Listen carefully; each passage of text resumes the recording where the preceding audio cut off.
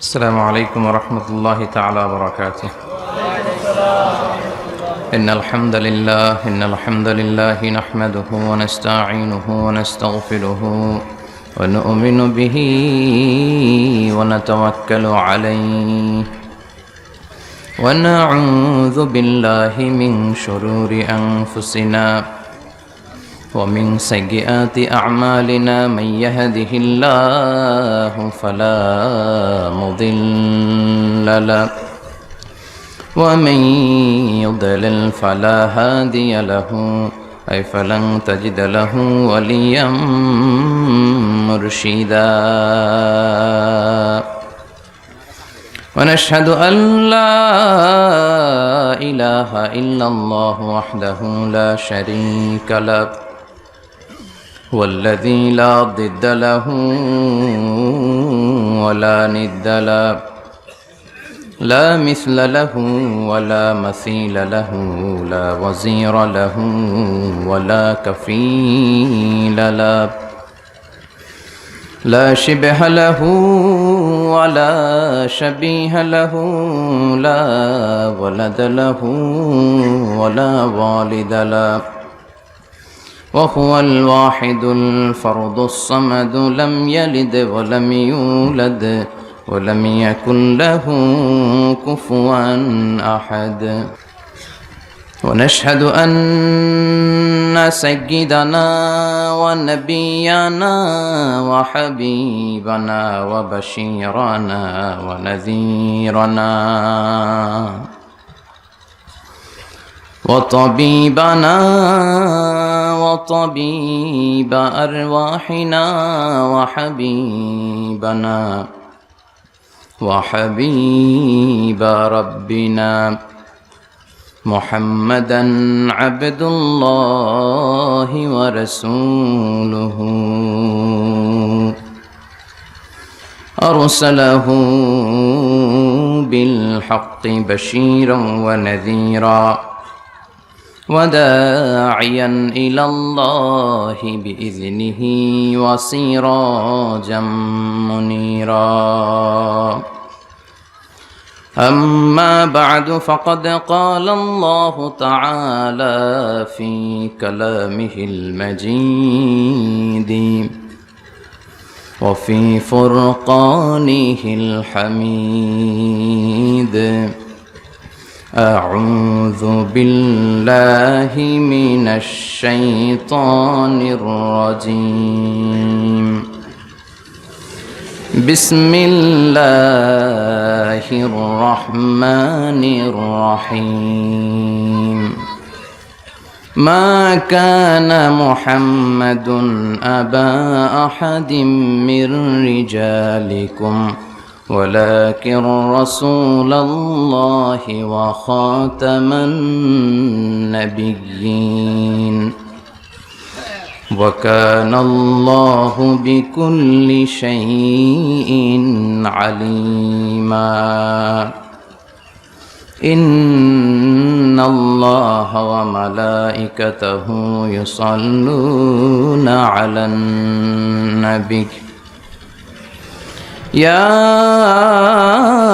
أيها الذين آمنوا صلوا عليه وسلموا تسليما اللهم صل على محمد وعلى آل محمد كما صليت على إبراهيم وعلى آل إبراهيم إنك حميد مجيد اللهم بارك على محمد وعلى آل محمد كما باركت على إبراهيم وعلى آل إبراهيم إنك حميد مجيد কেমন আছেন আপনারা সবাই? সবাই ভালো আছেন? কেউ খারাপ নাই? সবাই আলহামদুলিল্লাহ। সব সময় আলহামদুলিল্লাহ বললে লাভ না লস? কথা বলেন। সব সময় প্রশংসা করতে হবে একজনের, তিনি কে? আল্লাহ। সব কাজের শুরুতে আল্লাহর প্রশংসা, ঠিক কিনা? কারণ আমার নামাজ, আমার রোজা, আমার হজ, আমার যাকাত, এমনকি আমার জীবন এবং মরণ একজনের জন্য। তিনি কে? আল্লাহ। জোরে বলেন, তিনি কে? আল্লাহ। নামাজ পড়তে হবে কার খুশির জন্য? আল্লাহ। মাহফিলে আসতে হবে কার খুশির জন্য? আল্লাহ। বিয়ে করতে হবে কার খুশির জন্য? আল্লাহ। রাজনীতি করতে হবে কার খুশির জন্য? আল্লাহ। লেভেল প্লেইং ফিল্ড করতে হবে কার খুশির জন্য? আল্লাহ। হ্যাঁ, লেভেল প্লেইং ফিল্ড শুনছেন? এটার নাম শুনছেন? আছে না নাই? আল্লাহ তাআলা উনিও লেভেল প্লেইং ফিল্ড করবে। এটা সুন্নাতুল্লাহ। কাআন সাফসাফা লা তারা ফিহা ইওয়াতাও ওয়ালা ইওয়াজাও ওয়ালা আমতা। আল্লাহ বললেন, আমিও কিয়ামতের ময়দানে লেভেল প্লেইং ফিল্ড করব, একেবারে সমান, কোনো উঁচু নিচু নাই। কিয়ামতের যে ময়দানে আমরা সবাই দাঁড়াবো, উঁচু নিচু আছে? কথা বলেন। ওইখানে কাউরে সুযোগ বেশি দেয়া হবে, কাউরে কম দেয়া হবে এমন কথা কন? ওই বিচারে ইনসাফ আছে না নাই? ওই বিচারে জাস্টিস আছে না নাই? ওই রকম লেভেল প্লেইং ফিল্ড দরকার আছে না নাই? কিন্তু আমগো দেশে আছে? কথা কন। ওই লেভেল প্লেইং ফিল্ড আমরা চাই কি চাই না? সবার সমান সুযোগ থাক। চিল্লা এখন ঠিক কিনা? সবার সেম প্রিভিলেজ থাক, সবার সেম অপরচুনিটি থাক। আল্লাহ বললেন, আমি নিজেই কাআন সাফসাফা, আলেম যারা আছেন, এটার মিনিং হচ্ছে লেভেল প্লেইং ফিল্ড করব কিয়ামতের ময়দানটাকে।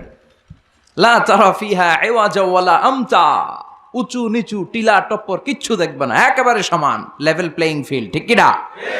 সবাই উলঙ্গ হয়ে দাঁড়াবো, গায়ে কোনো জামা নাই, কাপড় নাই, কোনো ড্রেস নাই, কিচ্ছু নাই, বাহাদুরি নাই, ক্ষমতা নাই, প্রশাসনও নাই, লেভেল প্লেইং ফিল্ড। কথা বলেন। কিচ্ছু নাই, তার মানে লেভেল প্লেইং ফিল্ড। মা এসে বললেন, ইয়া রাসূলুল্লাহ, ওই লেভেল প্লেইং ফিল্ডে যখন আমরা উলঙ্গ হয়ে দাঁড়াবো, আমাদের কি লজ্জা লাগবে না? No one has any garment in their body, any dress in their body. কারো গায়ে কোনো জামা নাই, কোনো পোশাক নাই। Don't they feel any shy? Don't they feel any shame? লজ্জা লাগবে না? বিষ্ণু বললেন, আয়েশা, এখনকার দিনটার মতো সে লেভেল প্লেইং ফিল্ডের দিনটা নয়, সে দিনটা বড় ভয়ঙ্কর দিন। মাথার সূর্যটা কাছে নেমে আসবে, মাথার মগজগুলো সূর্যের তাপে গলে গলে নাকের ছিদ্র কানের ছিদ্র দিয়ে বেয়ে বেয়ে পড়বে। সবাই তৃষ্ণার্ত, ঘর্মাক্ত, ক্লান্ত, শ্রান্ত, পেরেশান। ভাই ভাইরে চিনে না, বন্ধু বন্ধুরে চিনে না, পীর সাহেব মুরিদরে চিনে না, নেতা কর্মীরে চিনে না। চিল্লা এখন ঠিক কিনা? লেভেল প্লেইং ফিল্ড, কেউ কাউরে চিনে না, সব খালি দৌড়, আইজো দৌড়, কাইলো দৌড়, কারো গায়ে জামা নাই। আয়েশা, সেদিনটা বড় ভয়ঙ্কর। তৃষ্ণার চোটে জিব্বাটা বের হয়ে কুকুরের মতো নাভিস্থলে এসে ঝুলতে থাকবে। কুকুরের জিব্বা যেমনি গ্রীষ্মকালে ঝুলে, আল্লাহ তুমি বাঁচাও বলে যে চিৎকার শুরু করবে। কার গায়ে জামা আছে, কার গায়ে জামা নাই, এটা কারো খেয়ালই থাকবে না রে Ayesha. This is called level, কথা কন, লেভেল প্লেইং ফিল্ড। সবার সমান সুযোগ, কারো জন্য এক্সট্রা কোনো সুযোগ নাই। আল্লাহ আমাদের দেশেও তুমি লেভেল প্লেইং ফিল্ডের নির্বাচন উপহার দেওয়ার তৌফিক দান করো। নির্বাচন পূর্ব যত সহিংসতা, মারামারি, অস্থিরতা, বোমাবাজি, হামলা, এগুলো থেকে আমার দেশকে তুমি বাঁচাও। এমন নেতা নেত্রী আমাদের জন্য নির্ধারণ করো যাদের কাছে আমাদের কোরআন নিরাপদ, যাদের কাছে আমার ইসলাম নিরাপদ, যাদের কাছে এদেশের 17 কোটি মানুষ নিরাপদ। চিল্লায় বলেন ঠিক কিনা? গণতান্ত্রিক দেশে সবচেয়ে বেশি প্রায়োরিটি পাবে জনগণ, ঠিক না? আপনাদের ভোটেই নেতারা নির্বাচিত হয়। এখন আমনে করে ভুলে গেলে চলবে? কথা বলেন। এ দেশটা সচল আছে এদেশের মানুষের টাকায়। আমাদের প্রায় 1.5 কোটি লোক দেশের বাইরে কাজ করে। কি করে? কথা কয় না। আমরা কাজ করি, কাজ করে খাওয়া নবীদের সুন্নত। সুবহানাল্লাহ পড়েন। দাউদ আলাইহিস সালাম নিজে কাজ করে ওইটা দিয়ে যে অর্থ উপার্জন করতেন সেটা খেয়ে জীবিকা চালাতেন। চিল্লায় পড়েন সুবহানাল্লাহ। বিশ্বনবী নিজে কাজ করতেন, বিজনেস করতেন, ছাগল চড়াতেন। খাদিজাতুল কুবরা আত-তাহেরা, বিশ্বনবীর প্রথম স্ত্রী, প্রিয়তমা স্ত্রী, ওনার আন্ডারে বিশ্বনবী জব করতেন, চাকরি করতেন, মাথার ঘাম পায়ে ফেলে উপার্জন করতেন। চিল্লায় এখন ঠিক কিনা? আমার দেশের প্রায় 1.5 কোটি মানুষ দেশের বাইরে কাজ করে, আর তাদের টাকায় সচল থাকে আমার দেশ। এজন্য তাদের মর্যাদা সবচেয়ে বেশি, জনগণের মতামতের মর্যাদা সবচেয়ে বেশি, খেটে খাওয়া মানুষের মনে কি জ্বালা যন্ত্রণা, এটার মর্যাদা ইসলামে সবচেয়ে বেশি। চিল্লায় বলেন ঠিক কিনা? সৌদি আরবে আমার যে ভাইয়েরা মেথরের চাকরিও করে, তারও 20,000 টাকা দেশে ঢুকে। এজন্য নেতা নেত্রীরা যখন বলে দেশ সিঙ্গাপুর হয়ে যাবে, আমেরিকা হয়ে যাবে, তাদের মাথায় রাখা উচিত দেশটা কিন্তু সচল আছে আমার বিদেশি যে প্রবাসী ভাইরা তাদের কষ্টার্জিত অর্থের টাকায়। চিল্লায় বলেন ঠিক কিনা? এজন্য জনগণের রায় সবচেয়ে বড় রায়, জনগণের খেলা সবচেয়ে বড় খেলা। আল্লাহ তুমি আমাদেরকে সহি সমঝ দান করো। সবাই পড়েন আমিন। আজকের মাহফিলে আসতে পেরে আমরা খুশি না বেজার? চিল্লায় বলেন খুশি না বেজার? মাহফিলে আসলে ভাল লাগে না? কোরআনের কথা শুনলে ভাল লাগে না? এটা মুমিনের আলামত। কোরআনের কথা শুনলে মুমিনের হৃদয় ঠান্ডা হয়ে যায়, কোরআনের তেলাওয়াত শুনলে মুমিনের পশম দাঁড়িয়ে যায়। He has the goose bumps, তার পশম দাঁড়িয়ে যায়। তাকশাইরু জুলুদুল মুমিনিন, কোরআনের তেলাওয়াত শুনলে মুমিনের মাথার উপরে আরশের উপর থেকে রহমতের বারিধারা ঝিরিঝিরি ঝিরিঝিরি বর্ষিত হতে থাকে। পেকুয়া উপজেলার অন্তর্গত বারবাকিয়া ফাঁসিয়া খালি খাইছি। ফাঁসি শুনলেই ভয় লাগে না? কিন্তু মুমিনরা কি ভয় পায়? কথা বলেন। ফাঁসির দড়ির কোনো ভয় মুমিনের অন্তরে আছে? মুমিনের অন্তরে কার ভয়? চিল্লায় বলেন কার ভয়? যাদের হৃদয়ে আছে আল্লাহর ভয়, তারা কভু পথ ভুলে যায় না। আল্লাহর প্রেম ছাড়া এই দুনিয়ায় কারো কাছে কোনো কিছু চায় না। রাতের আধারে যারা সেজদাতে রয়, দু চোখের শ্রুতে নদী যেন বয়। ছলনার হাছানি যতই ডাকুক, শয়তানি হাছানি যতই টানুক, পেছনে ফিরেও সে তাকায় না। যাদের হৃদয়ে আছে আল্লাহর ভয়, তারা কভু পথ ভুলে যায় না। আল্লাহর প্রেম ছাড়া এই দুনিয়ায় কারো কাছে কোনো কিছু চায় না, কারো কাছে কোনো কিছু চায় না। চিল্লায় বলেন ঠিক কিনা? যাদের হৃদয়ে আল্লাহর ভয় আছে তাদেরকে কোনো কিছু দিয়ে কেনা যায় না। ফাঁসির মঞ্চ তার কাছে জান্নাতের গুলবাগিচা। চিল্লায় বলেন ঠিক কিনা? ভয় নাই। মুমিনের ভয় অন্তরে থাকে শুধু একজনের, তিনি কে? চিল্লায় বলেন তিনি কে? আর শাহাদাতের মৃত্যুর চাইতে শ্রেষ্ঠ মৃত্যু আছে? জোরে বলেন আছে? এজন্য বিশ্বনবী সব সময় আল্লাহর কাছে দোয়া করছেন, আল্লাহ আপনি আমাকে শাহাদাতের মৃত্যু দেন, আপনি আমাকে শহীদ হিসেবে কবুল করেন। বিশ্বনবীর কলিজার টুকরা সাহাবা ওমরে ফারুক দোয়া করতেন, আল্লাহ আপনি আমারে শহীদ বানান, নবীর দেশে আমারে মৃত্যু দেন। আল্লাহুম্মা রযুকনা শাহাদাতান ফি সাবিলিক ওয়াল মাউতা ফি বালাদি রাসূলিক। আল্লাহ আপনি আমাকে দিনের পথে শাহাদাতের মৃত্যু দেন, আপনার নবীর শহর মদিনার মধ্যে আমার মৃত্যু দেন। পড়েন আমিন। ওমরে ফারুককে শহীদ হিসেবে কবুল করেছে কে? আমাকে শহীদ করে সেই মিছিলে শামিল করে নিও, যে মিছিলের নেতা মীর হামজা, খোবায়েব খাব্বাব, আল্লাহর কাছে যারা অতি প্রিয়, শামিল করে নিও। আমাকে শহীদ করে ওই মিছিলে শামিল করে নিও। পড়েন আমিন। চিৎকার করে পড়তে হবে আমিন। আবার বিষ্ণু বললেন যে আল্লাহর কাছে শাহাদাতের মৃত্যু চায়, মান সাআলাল্লাহ আশ-শাহাদাতা বাল্লাগাহুল্লাহু মানাজিল আশ-শুহাদা ওয়া ইন মাতা আলা ফিরাশি।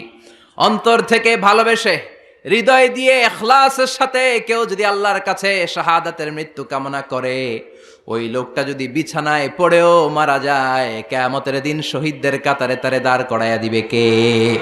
এটা যেন কোনো কথা নয়। দুর্বল ইমানদারের কোন লোক শাহাদাতের মৃত্যুকে কামনা করতে পারে না। চিল্লায় কোন ঠিক কিনা? ভীরুরা মৃত্যুরে ভয় পায়, কাপুরুষরা মৃত্যুকে ভয় পায়, কোরআনের সৈনিক, হকের পথের সৈনিক, ইসলামী আন্দোলনের সৈনিক, মৃত্যুরে কোনোদিন পরোয়া করে না। চিল্লায় এখন ঠিক কিনা?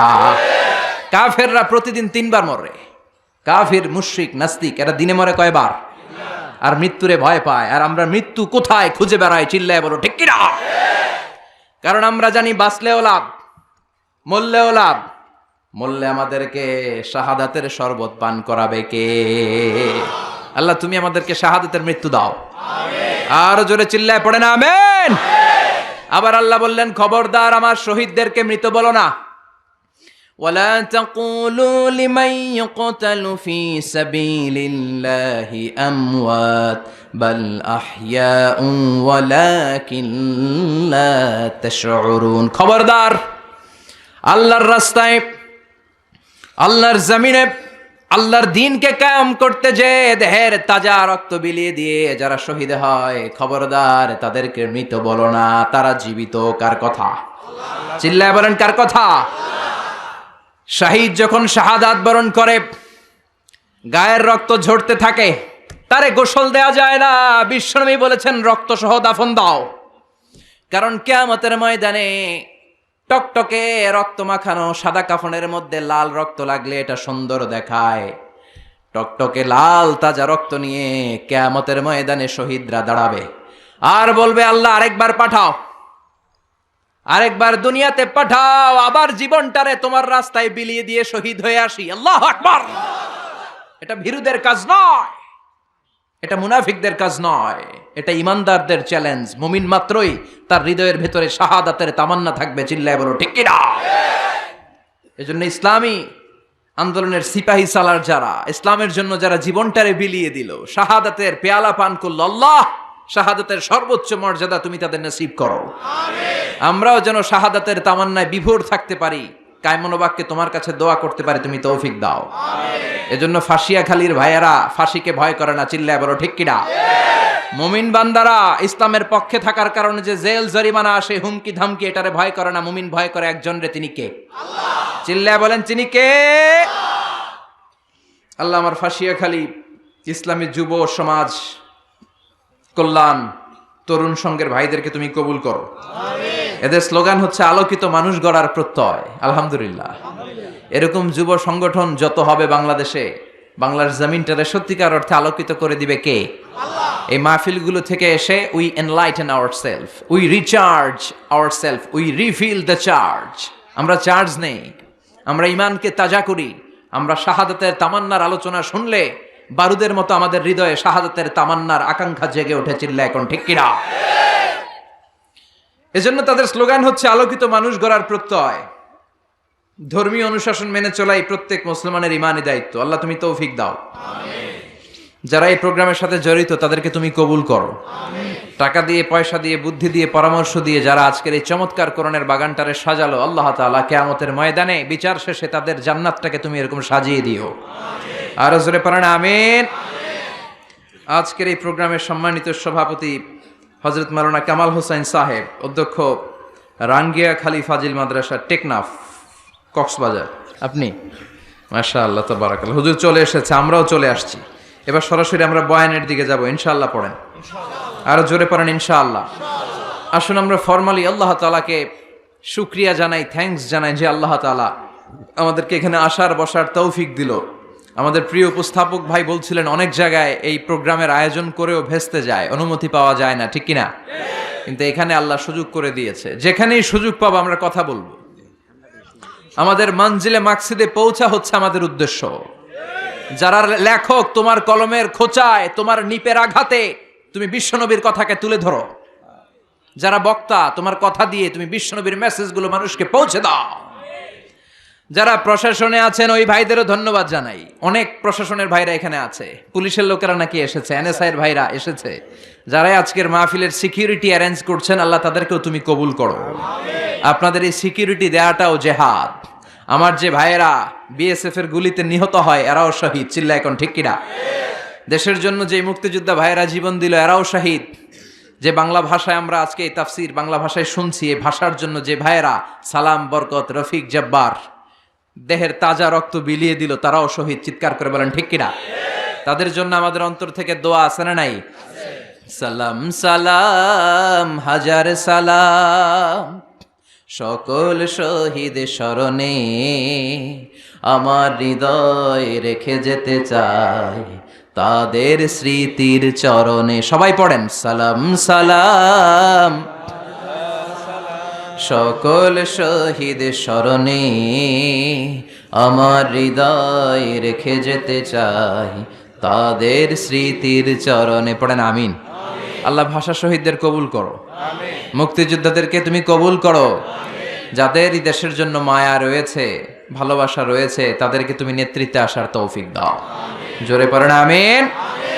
আসুন আল্লাহকে একটা থ্যাঙ্কস দেই যে আল্লাহ আমাদেরকে তৌফিক করে দিলেন, সুযোগ করে দিলেন আজকের এই মাহফিলে আসার। আমরা হৃদয় নিংড়ানো মনের সবটুকুন ভালোবাসাকে উজাড় করে দিয়ে সিংহ শার্দুলের মতো গর্জন করে, আকাশ বাতাস প্রকম্পিত করে, মন প্রাণ বুক মুখ একসাথে করে, দেহের সবটুকুন শক্তি গলার এই মাঝ বরাবর এনে চিৎকার করে পড়ব বিশ্বনবীর শেখানো সেই শুকরিয়া বাণী কালিমাতুশ শুকুর। পড়েন আলহামদুলিল্লাহ।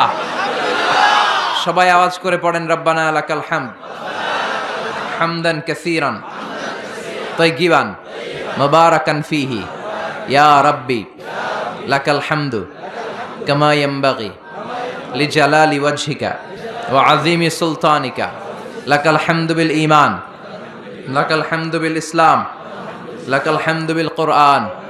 আমরা প্রশংসা করলাম কার? আর জোরে বলেন কার?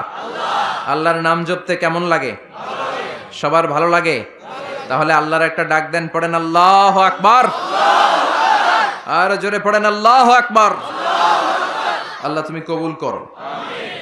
সম্মানিত ভাইরা, আসুন আমরা সরাসরি মহাবিশ্বয় মহাগ্রন্থ আল কোরআন থেকে কথা শুরু করি, কারণ এই বই থেকে কথা বলাটাই নিরাপদ, ঠিক কিনা?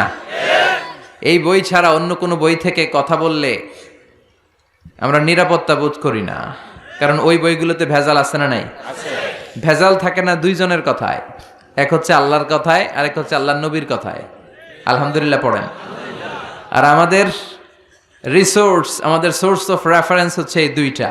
বিশ্বনবী বলেন এই দুইটাকে আঁকড়ে ধরো, কোনোদিন পথভ্রষ্ট হবে না। চিল্লায় কোন ঠিক কিনা? বিশ্বনবী বললেন আমি চলে যাব, আল্লাহ দিনকে পরিপূর্ণ করেছেন। বিদায় হজের ভাষণে বিশ্বনবী বললেন আল-ইয়াউমা আকমালতু লাকুম দীনাকুম ওয়া আতমামতু আলাইকুম নি'মাতি ওয়া রাদিতু লাকুমুল ইসলাম দীনা। এই ইসলামকে তোমাদের ধর্ম বানিয়ে আল্লাহ খুশি হয়ে গেলেন। সুবহানাল্লাহ। ইসলামকে আমাদের ধর্ম বানিয়ে আল্লাহ খুশি। আমরা ইসলামকে পেয়ে খুশি না বেজার? সবাই খুশি। এজন্য আমরা সালাম ফিরানোর পরে নামাজের পরে পড়ি রাদিতু বিল্লাহি ওয়া বিল ইসলামি ওয়া বি মুহাম্মাদিন। তার মানে ইসলাম হিসেবে, ধর্ম হিসেবে ইসলামকে মনোনীত করে আল্লাহ যেমনি খুশি আমরাও তেমনি খুশি, ঠিক কিনা? এজন্য ইসলামের বাণী চারদিকে ছড়িয়ে পড়বে। ইসলামকে কেউ দাবিয়ে রাখতে পারে না। ইসলাম হচ্ছে বীজের মতো, চারা বীজের মতো। চারা বীজ মাটিতে ঢুকাই দিলে কি হয়? কি হয়? ইসলামের বিরোধীরা ইসলামের মাটির ভিতরে ঢুকাই দিতে চায়, কিন্তু ইসলাম হচ্ছে বীজ, এটা মাটিতে ঢুকাই দিলে ঢুকে থাকে না, এটা উপরের দিকে ওঠে। সুবহানাল্লাহ কইবেন না? আবার বিশ্বনবী বললেন ইন্নাল্লাহা জাওয়ালি আল আরদা কুল্লাহা। আল্লাহ গোটা বিশ্বটাকে আমার কাছে ছোট্ট এরকম একটা বলের মতন করে তুলে ধরেছে। ফারাআইতু মাশারিকাহা ওয়া মাগারিবাহা। আর আমি পৃথিবীর পাশ্চাত্য, পৃথিবীর পূর্ব থেকে পশ্চিম প্রান্ত পর্যন্ত সবটা আমি দেখেছি ছোট্ট বলের মতো। আর আল্লাহ বলে দিয়েছেন নবী, আপনার দু চোখ দিয়ে আপনি পৃথিবীর যতটুকু জায়গা দেখলেন, ঠিক ততটুকু জায়গায় ইসলামের বাণী আমি আল্লাহ পৌঁছে দেব। পৃথিবীর এমন কোন ঘর থাকবে না, বিষ্ণু বললেন লা বাইতা ওয়াবার ওয়ালা মাদার ইল্লা আদখালাহুল্লাহু হাদা দ্বীন। এই পৃথিবীর বুকে এমন কোন ছনের ঘর নাই, এই পৃথিবীতে এমন কোন টিনের ঘর থাকবে না, এমন কোন পাহাড় থাকবে না, এমন কোন পর্বত থাকবে না, এমন কোন জঙ্গল থাকবে না, এমন কোন গুহা থাকবে না যেটার ভিতরে ইসলামের বাতাস পৌঁছে যাবে না। কার কথা? এজন্য এই ইসলামরে ঠেকায় রাখা যাবে না, এই কোরআনের মাহফিলরে বন্ধ করা যাবে না। এক জায়গায় বন্ধ করলে আরো অনেক জায়গায় সুযোগ আছে না নাই? সুযোগ আমাদের আছেই, এই সুযোগকে কাজে লাগাতে হবে। বিশ্বনবী বললেন সুযোগ কাজে লাগাও, মঞ্জিলে মাকসিদে পৌঁছার জন্য সর্বোচ্চটা দিয়ে তুমি চেষ্টা করো। আমরা দৌড়ে দৌড়ে জান্নাতে যেতে চাই, আমাদেরকে থামিয়ে দেয়া হলে আমরা হেঁটে হেঁটে যাব। আমাদেরকে যদি হাঁটতে দেয়া না হয়, আমাদেরকে যদি বসিয়ে দেয়া হয়, আমরা খুঁড়িয়ে খুঁড়িয়ে সামনে আগাবো। আমাদেরকে যদি খুঁড়িয়ে খুঁড়িয়ে আগাতে দেয়া না হয়, আমাদের দুটি চোখ দিয়ে আমরা আমাদের পথের দিকে তাকিয়ে থাকবো। চিল্লায় বলো ঠিক কিনা? আমাদের অদম্য উৎসাহ, আমাদের উচ্ছ্বাস পৃথিবীর কোনো শক্তি থামিয়ে দিতে পারে না। এটাই ইসলামের বৈশিষ্ট্য। এই জন্য ইসলামকে পেয়ে আমরা খুশি না বেজা? ইসলাম দিয়ে আল্লাহও খুশি, ইসলাম পেয়ে আমরাও খুশি। চিল্লায় পড়েন সুবহানাল্লাহ। আমরা যেই বইটা থেকে কথা বলবো, এই বইটাতে কোনো ভুল আছে? কেউ ভুল দেখাতে পেরেছে? এই বইটাতে সবকিছুর সমাধান আছে না নাই? সমাধান চাও যদি জীবনে মরণে, ফিরে যাও খুঁজে নাও, চোখ রাখো কোরআনে। চোখ কোথায় রাখবেন? নাকি টিভির পর্দায়? এটিএন বাংলার পর্দায় চোখ রাখুন। আসিতেছে আগামী শুক্রবার। রাখবেন? চোখ রাখবে একটা বইতে, নাম কি? সবাই বলেন, এবার সবাই পড়েন। সমাধান চাও যদি ফিরে যাও খুঁজে নাও, চোখ রাখো কোরআনে। If you want the solution this দুনিয়ায় নাখিরা, go back, have a look to the holy কোরআনে। আল্লাহু আকবার। কি বই দিলেন! এই বই পড়লেই সমাধান, জীবনেও মরণেও, দুনিয়াতেও আখিরাতেও। সুবহানাল্লাহ। আরো জোরে সুবহানাল্লাহ।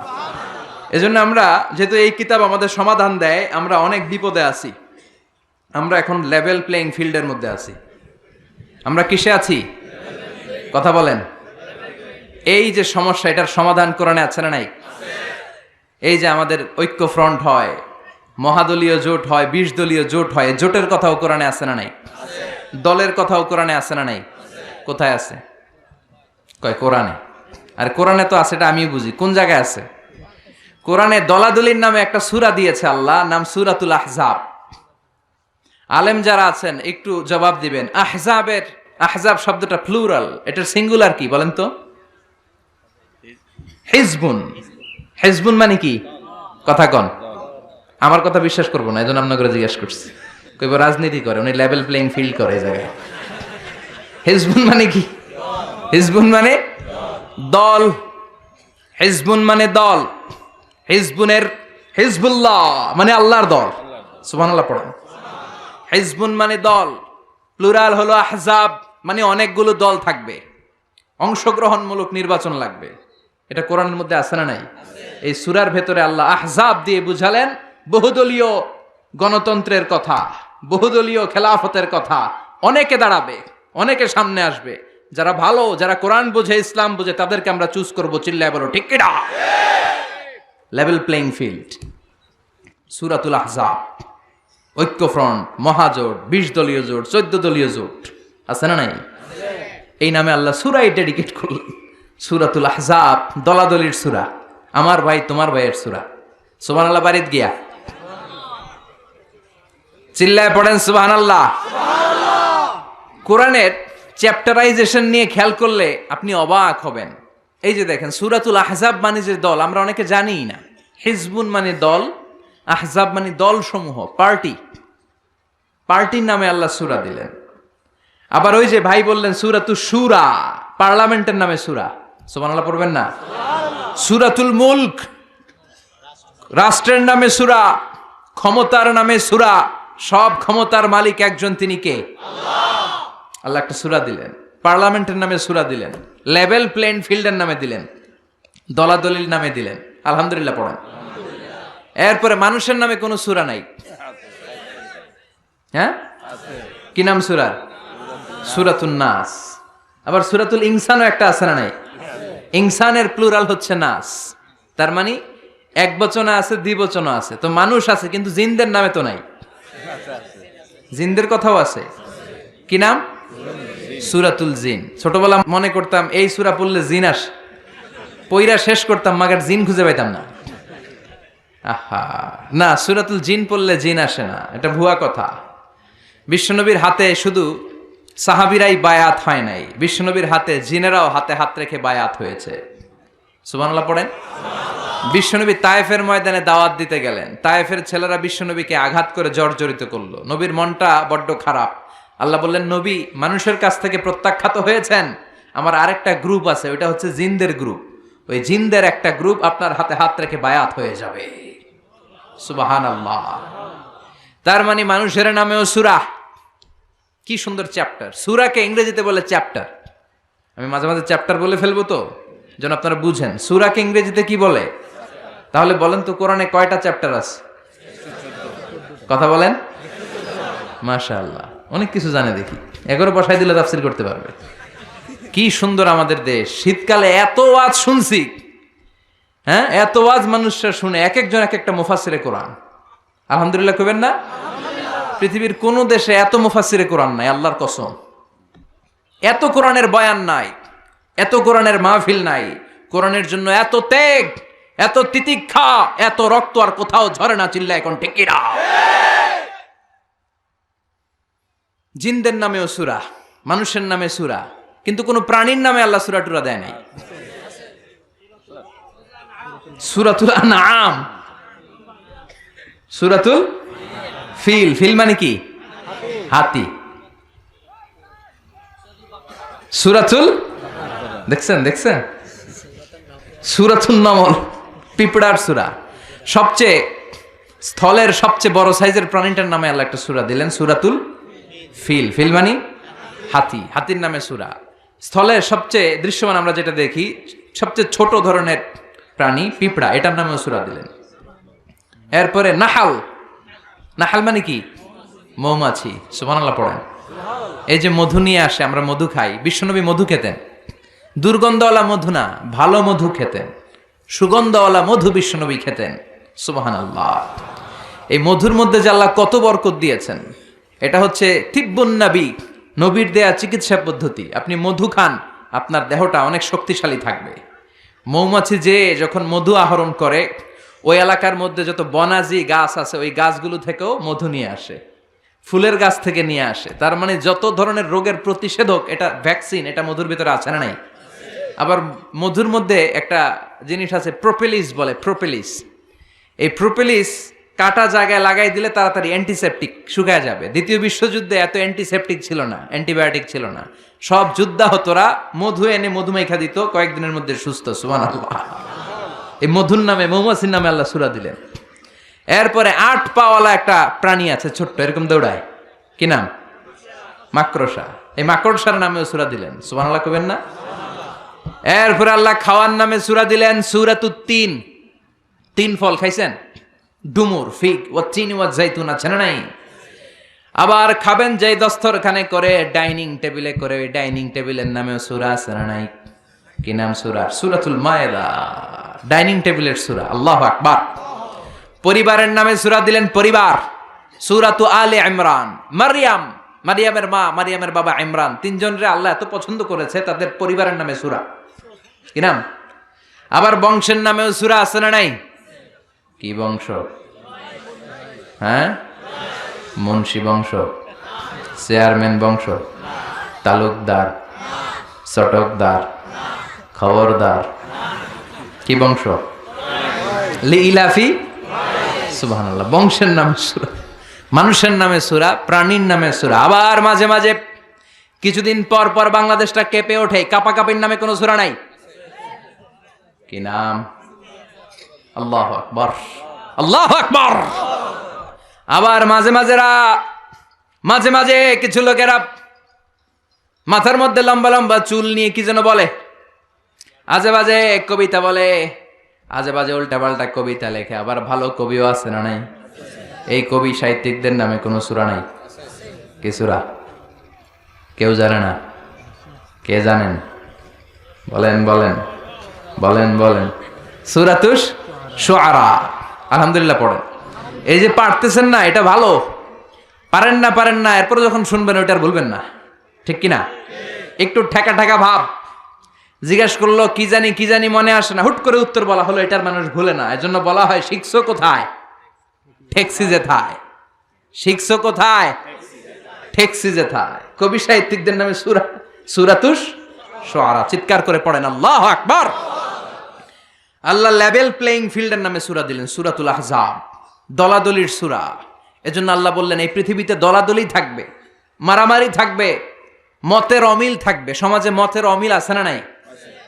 এক এক দলের এক এক ইশতেহার, এক এক দলের এক এক ইশতেহার আছে না নাই? কিন্তু এই ইশতেহারগুলোর মধ্যে ইসলামের বিরুদ্ধে কথা বললে রাষ্ট্রীয়ভাবে ওই বেয়াদবগুলোর বিরুদ্ধে ব্যবস্থা নেওয়া হবে, এরকম কোনো ইশতেহার আমরা এখনো দেখি নাই। চিল্লায় বলেন ঠিক কিনা? আগে ঘোষণা দেন বিশ্বনবীর বিরুদ্ধে, কোরআনের বিরুদ্ধে, ইসলামের বিরুদ্ধে, আমার আল্লাহর সম্মানের বিরুদ্ধে কথা বললে জাতীয় মসজিদ বাইতুল মোকাররমের স্কয়ারের সামনে জুমার সালাতের পরে লক্ষ মানুষের সামনে বেয়াদবগুলোরে ফাঁসির রশিতে ঝুলানো হবে।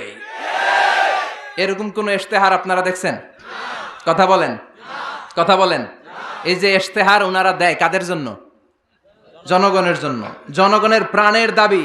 এই চারটা জিনিস নিয়ে যারা কথা বলবে ওদের জিহ্বা টেনে ছিঁড়ে ফেলতে হবে। চিল্লায় কোন ঠিক কিনা? আমার নবীর বিরুদ্ধে কথা বলবি, তোর জিহ্বা ছিঁড়ে ফেলা হবে, তোর চোখ উপড়ে ফেলা হবে।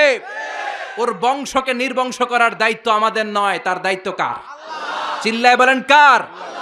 ইন্না শানিয়াকা, চিল্লায় বলেন ইন্না শানিয়াকা হুয়াল আবতার। এজন্য নির্বাচনী ইশতেহারে এই চারটা বিষয়ের ব্যাপারে আমরা কথা চাই। চিল্লায় বলেন ঠিক কিনা? আমার কোরআন, আমার নবী, আমার ইসলাম, আমার স্রষ্টা আল্লাহ, এই চারটা সম্মানিত বিষয়ের বিরুদ্ধে কথা বললে আইন নেয়ার দরকার আছে না নাই? নবীর বিরুদ্ধে কথা বললে আমাদের অন্তরে আগুন ধরার দরকার আছে না নাই? ইমানের বলে বলিয়ান হয়ে বারুদের মতো জ্বলে উঠবে মুমিনের হৃদয়। চিল্লায় বলো ঠিক কিনা? যে ইমান প্রয়োজনে জ্বলে ওঠে না, যে ইমান সত্য ন্যায়ের কথা বলে না, যে ইমান প্রয়োজনে জ্বলে ওঠে না, যে ইমান সত্য ন্যায়ের কথা বলে না, যে ইমান বাস্তবে নাই, যে ইমান অন্তরে নাই, মুখে শুধু ফাঁকা বলি, কি করে তারে বলো ইমানে বলি, কি করে তারে বলো ইমানে বলি, কি করে তারে বলো ইমানে বলি। ঠিক কিনা? যে ইমান দিন কায়েমের আন্দোলনের ধার ধারে না, যে ইমান লেবাসধারী কোরআন হাদিস তাও পড়ে না, যে ইমান খাজার নামে মাজার গড়ে ফুলুস কামায়। আছে না নাই? টেকুয়াতে নাই, এদিকেও আছে। যে ইমান খাজার নামে মাজার গড়ে ফুলুস কামায়, যে ইমান শিরকিয়াতের আমল করে ভীত না হয়, যে ইমান বাস্তবে নাই, যে ইমান অন্তরে নাই, মুখে শুধু কথার কলি, কি করে তারে বলো ইমানে বলি, কি করে তারে বলো ইমানে বলি, কি করে তারে বলো ইমানে বলি। চিল্লায় বলেন ঠিক কিনা? এই জন্য নির্বাচনী ইশতেহারে এই কথাগুলো আসার দরকার আছে না নাই?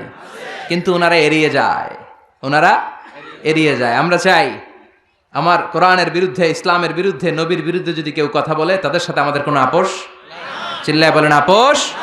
সূরাতুল আহজাব, লেভেল প্লেইং ফিল্ড, দলাদলির সূরা। আল্লাহ বুঝাতে চাইলেন অনেক দল থাকবে, অনেক মত থাকবে, আছে না? এক একজনের এক এক মত, এক একজনের এক এক দল। সবাইকে যে এক দলই করতে হবে এমন কোনো কথা নাই। সবাইকে এক ধরনের পোশাক পরতে হবে এমন কোনো কথা আছে নাকি? সবার রুচি একরকম হইতে হবে কথা আছে? কিন্তু মিউচুয়াল রেসপেক্ট থাকতে হবে, সম্মান থাকতে হবে। এক দলের নেতার প্রতি আরেক দলের নেতার সম্মান আছে না নাই? সম্মান থাকতে হবে। সবাইকে পীর সাহেবের মুরিদ হইতে হবে, সবাইকে তাবলীগ করতে হবে, সবাইকে জামাত ইসলাম করতে হবে, সবাইকে হেফাজতে ইসলাম করতে হবে এমন কোনো কথা নাই। চিল্লায় এখন ঠিক কিনা? কিন্তু মিউচুয়াল রেসপেক্ট, আমি যেরকম ভাবি সবাইকে ঠিক ওই রকমই ভাবতে হবে, আমি যেটা পড়ি ওই রকমই পড়তে হবে এমন কোনো কথা আছে না। এই জন্যই আল্লাহ লেভেল প্লেইং ফিল্ড তৈরি করার জন্য সূরাতুল আহজাব দিলেন। অনেক দল থাকবে, অনেক মত থাকবে, কিন্তু মিউচুয়াল রেসপেক্ট লাগবে। পারস্পরিক সম্মান আর ভালোবাসা আছে বাংলাদেশে? পার্লামেন্টে আছে, রাজনীতিতে আছে, দেশের নেতা খাতাদের মধ্যে আছে, কিন্তু এটা থাকার দরকার আছে না নাই? কথা বলেন। সরকারি দল বিরোধী দলের প্রতি একটা শ্রদ্ধা থাকার দরকার আছে না নাই? বিরোধী দলের নেতা নেত্রীরাও আবার সরকারি দলের প্রতি একটা শ্রদ্ধার দরকার আছে না নাই? আবার যারা তাবলীগ করে তারা চরমনায়ের মুরিদদের প্রতি একটা শ্রদ্ধার দরকার আছে না নাই? আবার যারা পীরের মুরিদ তারা হেফাজতকে ভালোবাসার দরকার আছে না নাই? আবার যারা জামাত ইসলাম করে তারা অন্য দলকে বুকে টেনে নেওয়ার দরকার আছে না নাই?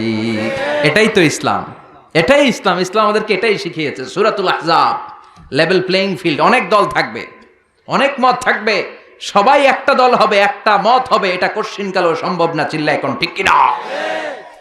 এজন্য আল্লাহ বললেন অনেক দল আছে, অনেক মত আছে, সব মত একসাথে হয় না। এক এক দলের এক এক ফেস্টুন, এক এক দলের এক এক ব্যানার, এক এক দলের এক এক ধরনের মার্কা আছে না নাই? কারো মার্কা হচ্ছে লাঙ্গল, কারো মার্কা হলো আপেল, আছে না নাই? আবার কারো মার্কা হচ্ছে নৌকা, আবার কারো মার্কা হচ্ছে ধানের শীষ, আবার ডাব মার্কাও দেখলাম, আছে না নাই? কথা কন। আর কি মার্কা আছে কোন তো? আবার হাত পাখা আছে না নাই? আলহামদুলিল্লাহ। গরমকাল হলে বেশি ভালো হইতো, শীতকালে জমতাছে না। আলহামদুলিল্লাহ। আর কি আছে? হাতুড়ি মার্কা। খাইছে খাইছে, হাতুড়ি হাতুড়ি। আর কি আছে? হ্যাঁ, সিংহ, সাইকেল, আর ঝাড়ু। আর দরকার নাই। আল্লাহ বললেন লেভেল প্লেইং ফিল্ড। সূরাতুল আহজাব। অনেক দল থাকবে, অনেক মত থাকবে। ওই যে আপেল নিয়ে আসছে একজন, বাঁশখালীর আপেল। আচ্ছা ঠিক আছে, এখন পকেটে, অনেকের পকেটে ছোট্ট নৌকা পাবেন, অনেকের পকেটে আবার ওই ধানের গোছা পাওয়া যায়, আবার ওই চাচার পকেটে আপেল। হ্যাঁ, ডাব লয়ে ঘুরেন না, আবার ডাব ডাব ঝাড়ু এগুলো লয়ে ঘুরেন না। লেভেল প্লেইং ফিল্ড, সূরাতুল আহজাব। মাঝে মাঝে একটু মজা করতে হয়, ঠিক কিনা? বিশ্বনবীও করতেন। বিশ্বনবী এক কালো নারীকে দেখে বললেন, লা ইয়াদখুলনাল জান্নাতা সাওদা ওয়ালা সাফরা। কি নবী ছিলেন আমার! Sense of humour, sense of humour, sense of fun, sense of kidding. কি সুন্দর দুষ্টামি করতেন। বিশ্বনবী এক কালো মহিলাকে দেখে বললেন, কোন কালো নারী তো জান্নাতে যাবে না। মহিলা কান্না শুরু করে দিল। বলল, নবী এটা কোনো কথা হইল নাকি? জান্নাতে যাবো না কেন? কালা কি আমি হইছি নাকি? কালা আমারে বানাইছে কে? আবার ধলা আমনেরে বানাইছে কে? তিনি বানিয়েছে, তো আমার দোষ কি? ওই মহিলা কান্না শুরু করে দিয়েছেন, নবী আপনি বলেছেন 4টা কাজ করলে জান্নাতের 8টা দরজা খোলা সব নারীদের জন্য। 1 হলো যে নারীরা নামাজ পড়বে, 2 হলো রোজা রাখবে, 3 হলো স্বামীর কথা শুনবে, 4 হলো পরকিয়া না করে সতীত্বের হেফাজত করবে। 4টা কাজ করলে জান্নাতের 8টা দরজা খুলে দিবে কে? ও নবী আমি তো 4টাই করি, কেন জান্নাতে যাব না আপনি বলেন?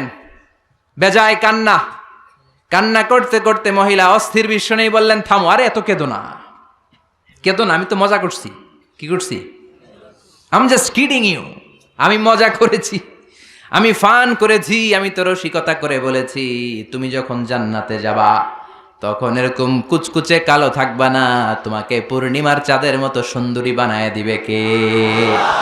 বিশ্ব সুন্দরী হয়ে হুরদেরকে ফেল করে তোমার রূপের ঝলকানিতে হুরেরাও ফেল। সুবহানাল্লাহ। এরকম সুন্দরী হয়ে যাবা। This is the sense of fun. বিষ্ণুনবী কিন্তু মাঝে মাঝে এরকম ফান করতেন। সুবহানাল্লাহ পড়ান। আবার এক সাহাবী নাম আব্দুল উজ্জা, কালিমা পড়ার পর নাম হয়ে গেল আব্দুর রহমান। এই সাহাবীর সাথে সব সময় বিড়াল থাকে। কি থাকে? জাহিলি যুগে নাম ছিল আব্দুল উজ্জা। উজ্জা একটা মূর্তির নাম, এই মূর্তির গোলাম। ইসলাম ধর্ম গ্রহণের পরে নাম রাখলো আব্দুর রহমান। কার গোলাম? জোরে বলেন। আব্দুর রহমান হওয়ার পরে এই সাহাবা সব সময় বিড়াল নিয়ে ঘুরে। মসজিদে আসলো কাঁধে বিড়াল, মাঝে মাঝে জামার আস্তিনের ভিতরে বিড়াল, মাঝে মাঝে পকেটে বিড়াল লইয়া নামাজ পড়ে। সুবহানাল্লাহ। বিশ্বনবী একদিন মজা করে আব্দুর রহমান নামক ওই সাহাবীটারে ডাক দিয়ে বললেন, ও বিড়ালের বাবা, ইয়া আবা হুরাইরা, হে বিড়ালের বাবা। সুবহানাল্লাহ পড়ে। আবু হুরায়রা কয়, বিশ্বনবী বলছে বিড়ালের বাবা। আমার নবী যদিও মজা করে ভালোবাসা থেকে আমার নাম দিয়েছে বিড়ালের বাপ, আজকে থেকে কেউ আমার আব্দুর রহমান ডাকবি না, মরার আগের দিন পর্যন্ত আমি থাকবো বিড়ালের বাপ। বিড়ালের বাপ আমি। কিসের বাপ? সুবহানাল্লাহ। কি ভালোবাসতো সাহাবারা। আবার বিশ্বনবী এক সফরে গেলেন, এক ইহুদির বাচ্চা ছোট্ট এক সাহাবী আজান দিচ্ছেন, আল্লাহু আকবার, আল্লাহু আকবার, আল্লাহু আকবার আল্লাহু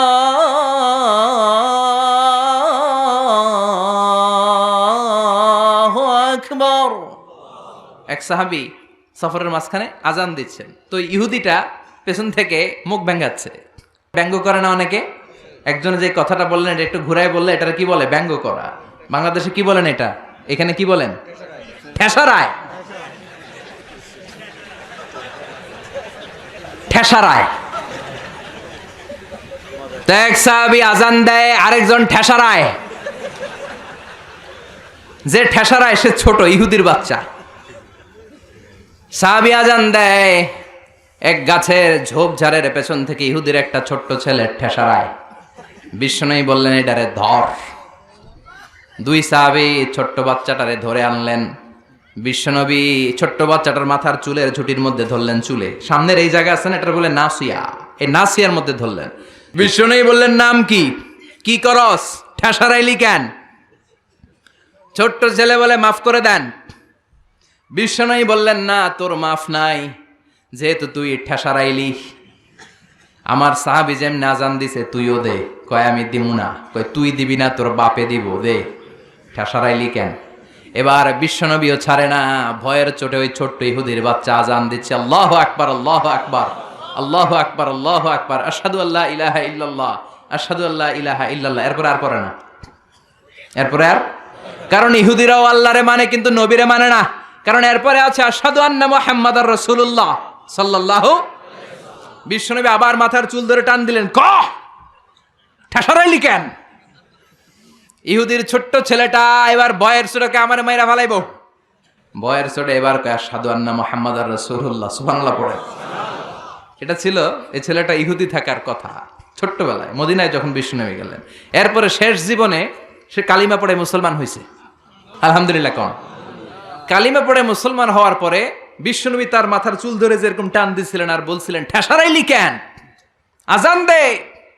মাথার সামনের যে অংশে তিনি চুলে খাপ করে ধরেছিলেন, ওই সাহাবী ইহুদি থেকে কালিমা পড়ে সাহাবী হওয়ার পরে বিশ্বনবীর ধরা ওই চুলগুলো তিনি জীবনও কাটেন নাই। এই সাহাবী ডান দিক দিয়ে চুল কাটে, বাম দিক দিয়ে কাটে, পেছন দিয়ে কাটে, সামনের চুল কাটে না।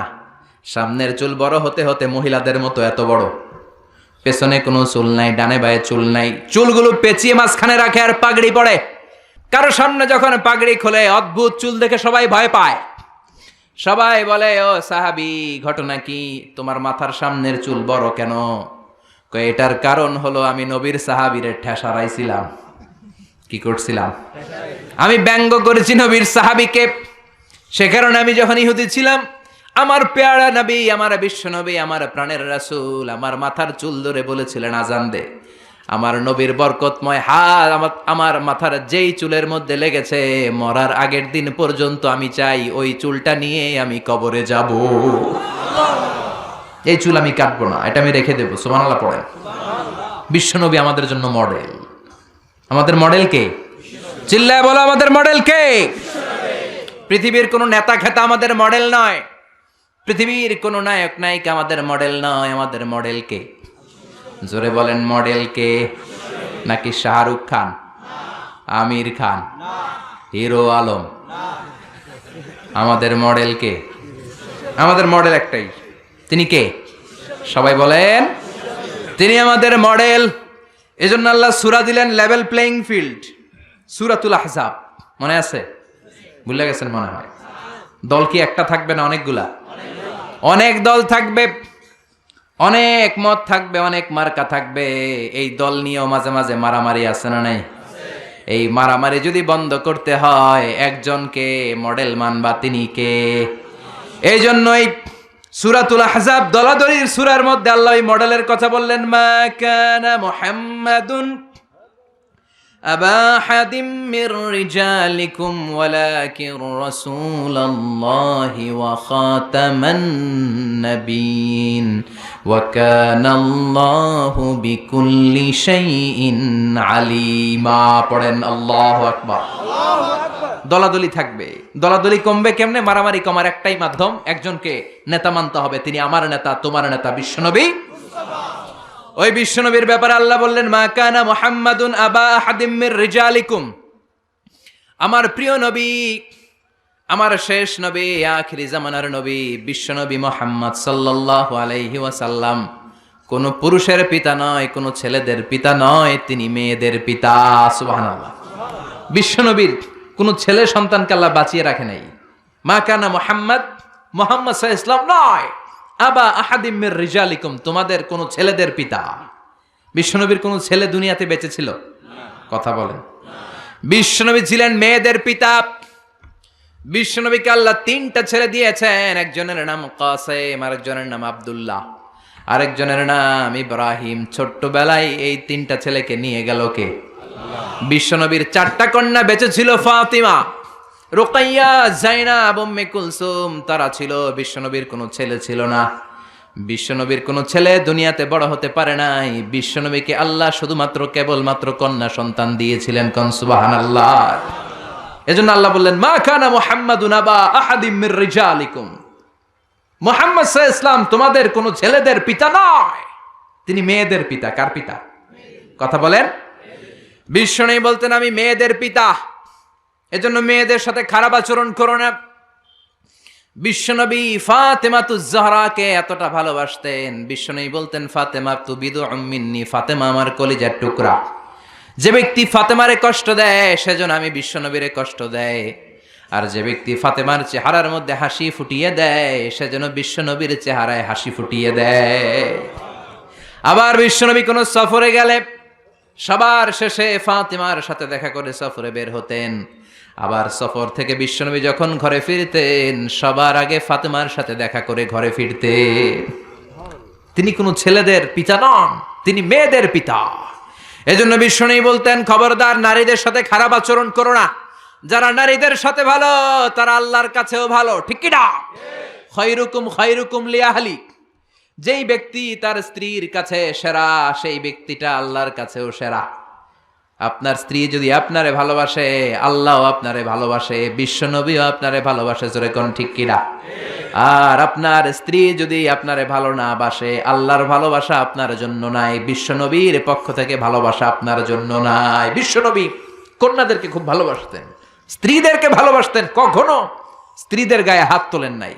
আবার বিশ্বনবী বলতেন, হুব্বিবা ইলাইয়া মিন দুনিয়াকুম সালাস, তোমাদের এই দুনিয়ার 3টা জিনিস আমার সবচাইতে ভালো লাগে। চিল্লায় বলেন কয়টা?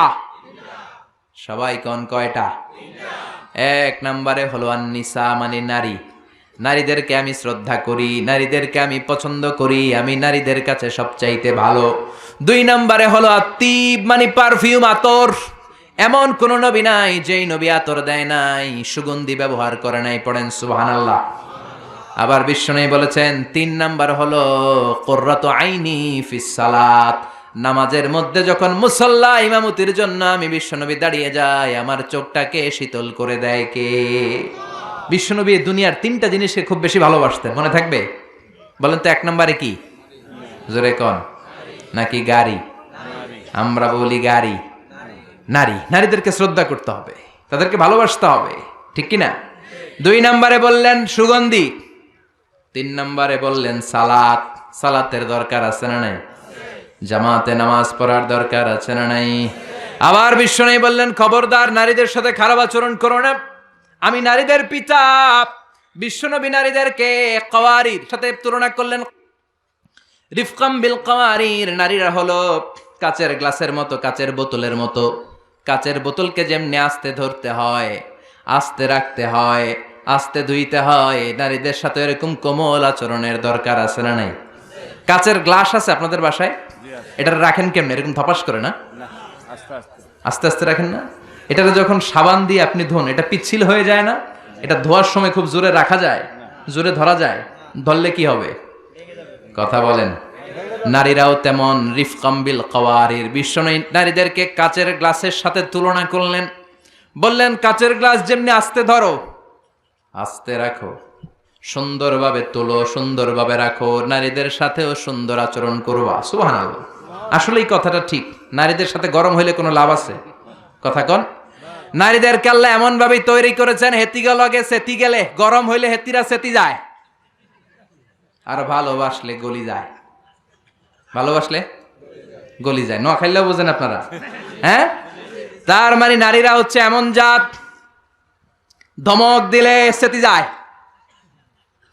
আপনি যদি গরম হন সেতি যায়, নরম হলে গলি যায়, ঠিক কিনা? ধমক দিবেন কিচ্ছু মানবে না। আর যদি কোন টুনটুনি তোমারে ভালোবাসি, তোমারে লেগেছে এত যে ভালো, চাঁদ বুঝি তা জানে, রাতেরও আধারে দোসর হয়ে তাই সে আমারে টানে, তাই সে আমারে টানে। শোনায় দেন একদিন, দেখবেন গলি গেছে। কথা কন। আর যদি ধমক দেন, যদি বাজে আচরণ করেন, যদি শক্ত আচরণ করেন, বিশ্বনবী বললেন কাচের গ্লাস যেমনি ভেঙে ভেঙে খান খানা হয়ে যায়, নারীগুলো এরকম খান খানা হয়ে যাবে। এজন্য তাদের সাথে গরম আচরণ করবেন নাকি নরম? কথা বলেন, আরো জোরে বলেন। এজন্য আল্লাহ বললেন মা কানা মুহাম্মাদুন আবা আহাদিম মির রিজালিকুম ওয়ালাকিন রাসূলুল্লাহি ওয়া খাতামান নাবিয়্যিন। মুহাম্মদ তোমাদের ছেলেদের পিতা নয়, তিনি হলেন মেয়েদের পিতা, আর তিনি হলেন রাসূলুল্লাহ, আর তিনি হচ্ছেন খাতামুন নাবিয়্যিন, সর্বশেষ নবী। এই নবীর পরে আর কোনো নবী নাই। চিল্লায় বলেন ঠিক কি না? ওনাকে সর্বশ্রেষ্ঠ করে দুনিয়াতে পাঠিয়েছে কে? উনার সম্মান সবচেয়ে বেশি বাড়িয়ে দিয়েছে কে? আমার এই নবীর শাফাত ছাড়া আমরা জান্নাতে যেতে পারবো নাকি? জোরে বলতে হবে। আমার নবী যদি আমার জন্য সুপারিশ না করে আমি জান্নাতে ঢুকতে পারবো? আমার নবী যদি কিয়ামতের দিন আমার হাউজে কাউসারের পানি না দেয়, আমার গলার তৃষ্ণা আমি দূর করতে পারবো? আমার নবীকে ছাড়া আমি কি জান্নাতের দরজা দিয়ে জান্নাতের ভেতরে ঢুকতে পারবো? এজন্য নবীর ভালোবাসা অন্তরে থাকার দরকার আছে না নাই? ওই নবীরে গালি দিলে কলিজায় আগুন ধরে কি ধরে না? ওই নবীরে গালি দিলে মুমিনের অন্তরে বারুদের মধ্যে আগুন লাগলে যেমনি জ্বলে ওঠে, মুমিনকেও জ্বলে উঠতে হবে। চিল্লায় কোন ঠিক কিনা? আমার এই নবীর সম্মান ভেরি সেনসিটিভ। আমার নবীর বিরুদ্ধে কথা বললে সেখানে আমরা দলাদলি বুঝি না, সেখানে আমরা লেভেল প্লেইং ফিল্ড বুঝি না। আমরা বুঝি আমার নবীর সম্মান।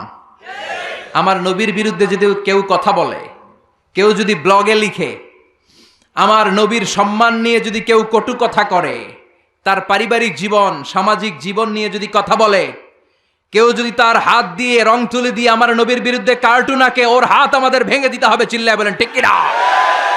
নবীর সম্মানকে অটুট রাখার জন্য আমরা ময়দানে নামতে রাজি আছি। চিল্লায় এখন ঠিক কি না? দেহের তাজা রক্ত বিলিয়ে দিতে রাজি। চিল্লায় বলো ঠিক কি না?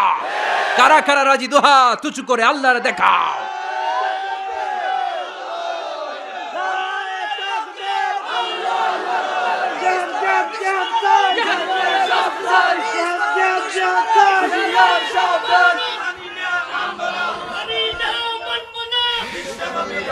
এজন্য আল্লাহ ডেকে বললেন গোলাম, তিনি হচ্ছেন রাসূলুল্লাহ ওয়া খাতামান নাবিয়্যিন। তিনি হলেন আল্লাহর রাসূল। তিনি কার রাসূল? তিনাকে রাসূল বানিয়ে পাঠিয়েছে কে? সব নবীর শেষ নবী করে পাঠিয়েছে কে? বিশ্ব নবীর পরে কোনো নবী আছে? কথা বলেন। কেউ যদি নবী দাবি করে মানবেন না কি করবেন? পদ্মা নদীতে নিয়ে চুবাইবেন। চিল্লায় বলেন ঠিক কিনা? বিশ্ব নবীর পরে যদি কেউ নবুয়তির দাবি করে, ওই বেয়াদবটার কথা শোনা যাবে না। চিল্লায় বলেন ঠিক কিনা? বিশ্ব নবী বললেন আনা খাতামুন নাবিয়্যিন লা নাবিয়্যা বা'দি। আমার পরে কোনো নবী নাই, আমার পরে কোনো রাসূল নাই। তবে লাউ কানা বা'দি নাবিয়্যুন লাকানা উমর।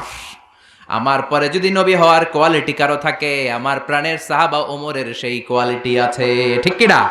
প্রভু তুমি বলেছ রাসূল দেবে না, বলনি দেবে না ওমর, বলনি দেবে না হামজা তারিক, খালিদ বিজয়ী সমর। প্রভু তুমি বলেছ রাসূল দেবে না, বলনি দেবে না ওমর, বলনি দেবে না হামজা তারিক, খালিদ বিজয়ী সমর। প্রভু তুমি বলেছ রাসূল দেবে না। পড়েন আল্লাহু আকবার। এজন্য আমার নবীর পরে কোনো নবী নাই। তিনি শেষ নবী, তিনি আখিরি নবী। এজন্য আল্লাহ বললেন ওয়ালাকির রাসূলুল্লাহি ওয়া খাতামান নাবিয়্যিন। তিনি হলেন আল্লাহর পক্ষ থেকে প্রেরিত রাসূল এবং শেষ নবী। ঠিক কি না? এজন্য শেষ নবী যে বিশ্ব নবী, এটাকে মানতে হবে। বিশ্ব নবীরে বাদ দিলে আমাদের ঈমানই পরিপূর্ণ হয় না। চিল্লা এখন ঠিক কি না? কারণ কালিমাতুত তাইয়্যিবা, কালিমাতুশ শাহাদা, এর এক অংশে আছে আমার আল্লাহর কথা, আর এক অংশে নবীর কথা আছে না নাই? এই জন্য এই নবীরে বাদ দিলে কিচ্ছু থাকে না থাকে, এই নবীরে বাদ দিলে কোরআন থাকে না থাকে, কারণ কোরআন এই নবীর উপর নাজিল হয়েছে। এই নবীরে বাদ দিলে ইসলাম থাকে না থাকে, এই নবীরে বাদ দিলে নামাজ থাকে না, রোজা থাকে না, হজ থাকে না, এই নবীরে বাদ দিলে কিচ্ছু থাকে না। চিৎকার করে বলেন ঠিক কিনা? এজন্য তিনি খাতামুন নবিয়্যিন, আল্লাহ সিল গালা মেরে দিয়েছেন, সিলড প্রফেট আসার সাইয়েদনা আদম থেকে শুরু করে 1 2 3 4 করে লক্ষাধিক নবী এবং রসুল আল্লাহ পাঠিয়েছেন। এই চেইনকে আল্লাহ কাট আপ করে দিয়েছেন বিশ্বনবীর মধ্য দিয়ে। বিশ্বনবীর পরে আল্লাহ তাআলা আর কোনো নবী পাঠায়নি, পাঠাবেন না। চিৎকার করে বলেন ঠিক কিনা? এজন্য এই মুভমেন্টটাকে স্ট্রং করতে হবে। বিশ্বনবীর পরে যদি নবুয়তির দাবি করে, এগুলোর সাইজ করতে হবে। চিল্লায় কোন ঠিক কিনা? বাংলাদেশে একটা মুভমেন্টের আমি নাম শুনেছি, ডক্টর এনায়েতুল্লাহ আব্বাসী সাহেব। এটার ব্যাপারে দেখি প্রায় অনেক কথা বলে, খতমে নবুয়ত ফাউন্ডেশন মুভমেন্ট। এটার জন্য ওনারে ধন্যবাদ জানাই। এই মুভমেন্টটা গোটা বিশ্বব্যাপী স্ট্রং হওয়া দরকার, কারণ আমার নবীর পরে কেউ নবী আসবে এটা কোনো মুমিন মেনে নিতে পারে? চিল্লায় বলেন, আরো জোরে বলেন, পারে না। যারা এই বিশ্বনবীর খতমে নবুয়ত নিয়ে বেয়াদবি করেছে, গোটা বিশ্বব্যাপী এই বেয়াদবগুলোরে লাঞ্ছিত করেছে কে? চিল্লায় বলেন। মুসাইলামাতুল কাজ্জাব এক বেয়াদব ছিল, ইয়ামান থেকে এসে দাবি করেছে নবুয়াতটা 2 ভাগ, অর্ধেক মুহাম্মাদের, বাকি অর্ধেক আমার। সবাই বলে কে কইছে তুমি নবী? কয় আমি কইছি। কে কইছে? আর বিশ্বনবী যে নবী, কে কইছে? কথা বলেন। আল্লাহর স্বীকৃতি। বিশ্বনবীর হাতে এত বরকত, বিশ্বনবী যদি ছোট বাচ্চাদের মাথায় হাত বুলিয়ে দেয়, বাচ্চাদের মাথায় চুল বড় করে দেয় কে? আর এই বেয়াদবটা বিশ্বনবীর মতো অ্যাক্টিং করে যত বাচ্চাদের মাথায় হাত লাগিয়েছে, সবগুলা বাচ্চার মাথা টাক মাথা করে দিছে কে? কি করছে? ঔষধে রিয়াকশন করে ফেলছে। অ্যান্টিবায়োটিক খাইলে মাঝে মাঝে রিয়াকশন করে না? কথা কন। ও দাবি করেছে নবুয়তি 2 ভাগ, অর্ধেক মুহাম্মদের, অর্ধেক আমার। সবাই কয় এই মিয়া, এই আব্দুল্লাহর বেটা মুহাম্মদ তো হাত বুলিয়ে দিলে বাচ্চার মাথায় চুল বড় হয়ে যায়, তুমি নবী হইলে তুমিও করো। সে কয়েকটার মাথায় হাত বুলিয়ে দিছিল অন টেস্ট, আল্লাহ সবগুলারে টাক করে দিস। মির্জা গোলাম আহমদ কাদিয়ানির নাম শুনছেন না? এই বেয়াদবটা নবুয়তির দাবি করছিল। এটা মরছে কই জানেন? টয়লেটের ভিতরে, টয়লেটের ল্যাট্রিনের ঢালাই ভাঙ্গা ভিতরে পড়ছে। নবীরা পবিত্র, নবীরা যেই জায়গায় মরে ওইটাও পবিত্র, আর এটা হচ্ছে গজব, যে জায়গায় পড়ছে ওইটাও গজব। চিল্লা এখন ঠিক কিনা? এই বেয়াদবটা ল্যাট্রিন ভাঙ্গা ভিতরে পড়ছে। 30 বছরের ল্যাট্রিন, 30 বছরের দাদা চাচা 14 পুরুষের যত গজব আছে সব ওইখানে জমা আছে না নাই? সব গজব খাইয়া ওর পেট হয়েছে এত বড়। এটারে টাইনা উঠানো যায় না, মেথর নিয়ে আসছে, মেথরেরা রশি নিয়ে আসছে, রশি দিয়ে গজবটারে টাইনা তুলে অনেক ভিতরে চলে গেছে। গজব খাইতে খাইতে পেট হয়ে গেছে এত বড়, অনেক ভেতরে চলে গেছে। রশি দিয়ে টেনে টেনে একেবারে তুলে ধরে ফেলবে, আবার ধপাস করে ভয়। এজন্য বিশ্বনবীর সাথে যদি বেয়াদবি করে, ওই বেয়াদবগুলারে ছাড় দেয়া যায় না। চিৎকার করে বলো ঠিক কিনা? কারণ তিনি হলেন প্রমিসড মেসেঞ্জার। বিশ্বনবী হচ্ছেন প্রমিসড মেসেঞ্জার, প্রতিশ্রুত নবী। তিনি যে আসবেন প্রতিশ্রুতি দিছে কে? সবাইরে জানাইছে কে? আমি যে এখানে আসবো অ্যানাউন্সমেন্ট হয়েছে না? দেলোয়ার ভাই যে আসবে অ্যানাউন্সমেন্ট হয়েছে না? কেউ যদি কোনো মেহমান যদি কোথাও আসে অ্যানাউন্সমেন্ট হয় না? ওমি আমাদের তাফসির মাহফিলের অ্যানাউন্সমেন্ট হয় 2 দিন আগে, আমাদের সিরাতুন নবীর মাহফিলের অ্যানাউন্সমেন্ট হয় সর্বোচ্চ 2 সপ্তাহ আগে, তার চেয়ে বেশি হইলে 2 মাস আগে। কিন্তু বিশ্বনবী যে আসবেন এইটার অ্যানাউন্সমেন্ট হয়েছে মহাবিশ্ব সৃষ্টির শুরু থেকে। সুবহানাল্লাহ। তিনি যে আসবেন, হি ইজ কামিং, আসিতেছে। বিশ্বনবী আসছেন, বিশ্বনবী আসবেন গোটা বিশ্বের মানুষকে সভ্য বানানোর জন্য, নম্র বানানোর জন্য, ভদ্র বানানোর জন্য। এজন্য আল্লাহ গোটা বিশ্বের সবাইকে জানান দিয়েছেন যে বিশ্বনবী আসতেছে। সুবহানাল্লাহ। কি শান তার, কি স্ট্যাটাস তার! সাইয়েদনা আদম থেকে শুরু করে সব নবীকে আল্লাহ নবুয়তির মিশনের একটা গুরুত্বপূর্ণ মিশন দিয়ে পাঠিয়েছে। দাওয়াতি কাজ করার সাথে সাথে গুরুত্বপূর্ণ একটা কথা কিন্তু উম্মতরে বলে দিবা যে উনি আসতেছে। কথা কয় না? সুবহানাল্লাহ পড়ে। He is coming soon. তিনি আসছেন। আদম আলাইহিস সালামকে আল্লাহ বানালেন 60 হাত লম্বা করে, বললেন আদম দুনিয়াতে যে তোমার ছেলে হবে জোড়ায় জোড়ায়, একই সাথে এক ছেলে এক মেয়ে, পরের বছর আবার এক ছেলে এক মেয়ে, এই ঘরের ছেলের সাথে পরের বারের মেয়ের বিয়ে। আবার ওই ঘরের মেয়ের সাথে আগের ঘরের ছেলের বিয়ে, কারণ আর দুনিয়াতে ছেলে মেয়ে আছে, বিয়ে দেওয়ার দরকার আছে না নাই? শুধু উনার শরীয়তেই ভাই বোনদের বিয়ে জায়েজ ছিল। চিৎকার করে পড়েন সুবহানাল্লাহ। আল্লাহ বললেন, আদম, অনেকগুলো আসমানি কিতাব সহিফা তোমাকে দিলাম, এই সহিফার দাওয়াত মানুষদেরকে দাও, আর ছেলে মেয়েদেরকে বলে দাও উনি আসিতেছে। কথা কন, ছেলে মেয়েদেরকে কি বলবা? উনি আসতেছেন। উনি কে? বিশ্বনবী। সুবহানাল্লাহ পড়েন। সাইয়েদনা আদম তার সন্তানদের বললেন, সন্তানরা সন্তানদের বলল, শীস আলাইহিস সালাম তার ছেলেকে বলল, বলতে বলতে চলে আসলো আরেক নবী ইদ্রিস আলাইহিস সালাম। ওনারে আল্লাহ বললেন, ও ইদ্রিস, তুমিও সবাই রে বলো হি ইজ কামিং, তিনি আসিতেছে। সুবহানাল্লাহ। কত আগে থেকে, আর আমগো অ্যানাউন্সমেন্ট হয়েছে 2 দিন আগে, ঠিক কি না? বিশ্বনবী যে আসবেন অ্যানাউন্সমেন্ট হয়েছে, ঘোষণা হয়েছে। মহাবিশ্ব সৃষ্টির শুরু থেকে সব নবীরা একের পর এক, বংশ পরম্পরা, এক নবী টু আরেক নবী, one Messenger to another Messenger, একই কথা বলে আসছিল যে তিনি আসছেন, তিনি আসবেন, আসবেন, আসবেন। আসতে আসতে সাইয়েদনা ইব্রাহিম আলাইহিস সালাম, ওনার উপাধি হলো আবুল আম্বিয়া। দুনিয়াতে যত নবী আছে তিনি সব নবীদের বাবা। সুবহানাল্লাহ। খেয়াল করে শুনেন, ইব্রাহিম আলাইহিস সালামের আগে 8-10 জন নবী ছিল, আর যত নবী এসেছে সব সাইয়েদনা ইব্রাহিমের সন্তান। সুবহানাল্লাহ। বাড়িতে যে বললেন, সাইয়েদনা ইব্রাহিমকে আল্লাহ 2টা ছেলে দিলেন। এক ছেলের নাম হলো সাইয়েদনা ইসমাইল, আর এক ছেলের নাম হলো ইসহাক। সুবহানাল্লাহ পড়েন। তার মানে সাইয়েদনা ইব্রাহিমের 2টা চেইন। কয়টা চেইন? আরো জোরে। এই চেনের নাম কি? ইসমাইল। এই চেনের নাম কি? সবাই কোন, এই চেনের নাম, এইটার নাম, এইটা, কথা কয় না, চিল্লায় বলেন এইটার নাম, এইটার নাম।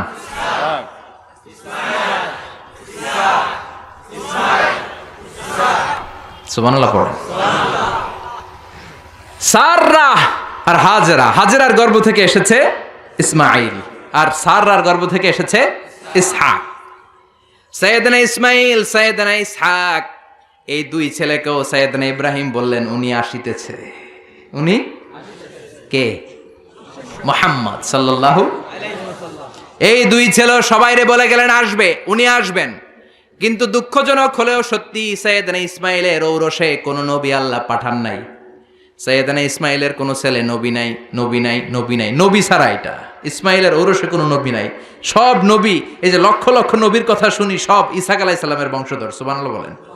আরো জোরে চিৎকার করে পড়েন সুবহানাল্লাহ। ইসহাক আলাইহিস সালামের ছেলের নাম ইয়াকুব, তার ছেলের নাম ইউসুফ। এভাবে আস্তে আস্তে শুআয়ব আলাইহিস সালাম, আস্তে আস্তে মূসা, দাউদ, সুলাইমান, ঈসা, সব নবীরা, পৃথিবীর সব নবীরা এসেছে কার চ্যানেল থেকে? ইসহাকের চ্যানেল থেকে। ইসমাইলের চ্যানেল থেকে আল্লাহ কোনো নবী পাঠায় নাই। তো এই চ্যানেলের নবীরা সবার কাছে বলতে শুরু করলেন আসিতেছে, উনি আসিতেছে, আসিতেছে, উনি আসবেন, আসবেন বলতে বলতে লক্ষ লক্ষ নবী এই দিকে আসছে। এই চ্যানেলে কোনো নবী নাই। এই জন্য বনি ইসরায়েলের লোকেরা, নবীরা সবাই ভেবেছে ওই যে যিনি আসিতেছেন উনি মনে হয় এই দিক দিয়ে আসবে, উনি মনে হয় এই চ্যানেল দিয়ে আসবে, কারণ এই চ্যানেলে কোনো নবী নাই। এই চ্যানেলের লোকেরা এদেরকে ডাকতো আটকুরা, নবী আসার দিক থেকে আটকুরা, কোনো নবী নাই। কথা কন। সাইয়েদনা ইসমাইলের বংশে বছরের পর বছর, 1000 বছর কোনো নবী নাই। সাইয়েদনা ইসহাকের বংশে খালি নবী, নবীর ঘরের নবী, নবীর পোলা নবী, নাতি নবী, পুতি নবী, সুতি নবী, জুতি নবী, দুতি নবী, সব নবী। সুবহানাল্লাহ পড়েন। খালি নবী, নবী, নবী, নবী। এরা বলতে শুরু করলো এই চ্যানেলে কোনো নবী নাই, সব নবী এই চ্যানেলে। তার মানে ওই যে উনি আসিতেছে আমাদের চ্যানেলে আসিতেছে। কোন সুবহানাল্লাহ। আল্লাহ কয় না, সব আমি এই চ্যানেলে দিয়েছি। ইসহাকের উত্তরাধিকারের মধ্য থেকে ঔরসে আমি লক্ষ লক্ষ নবী দিয়েছি, কিন্তু যিনি আসিতেছে এই দিক দিয়ে আসিতেছে না, এই দিকে আসিতেছে। সুবহানাল্লাহ। বাড়িতে গিয়া লক্ষ লক্ষ নবী আল্লাহ সাইয়েদনা ইসহাকের বংশে পাঠালেন, কিন্তু সর্বশেষ নবীকে আল্লাহ ইসমাইলের বংশে পাঠালেন। আল্লাহু আকবার।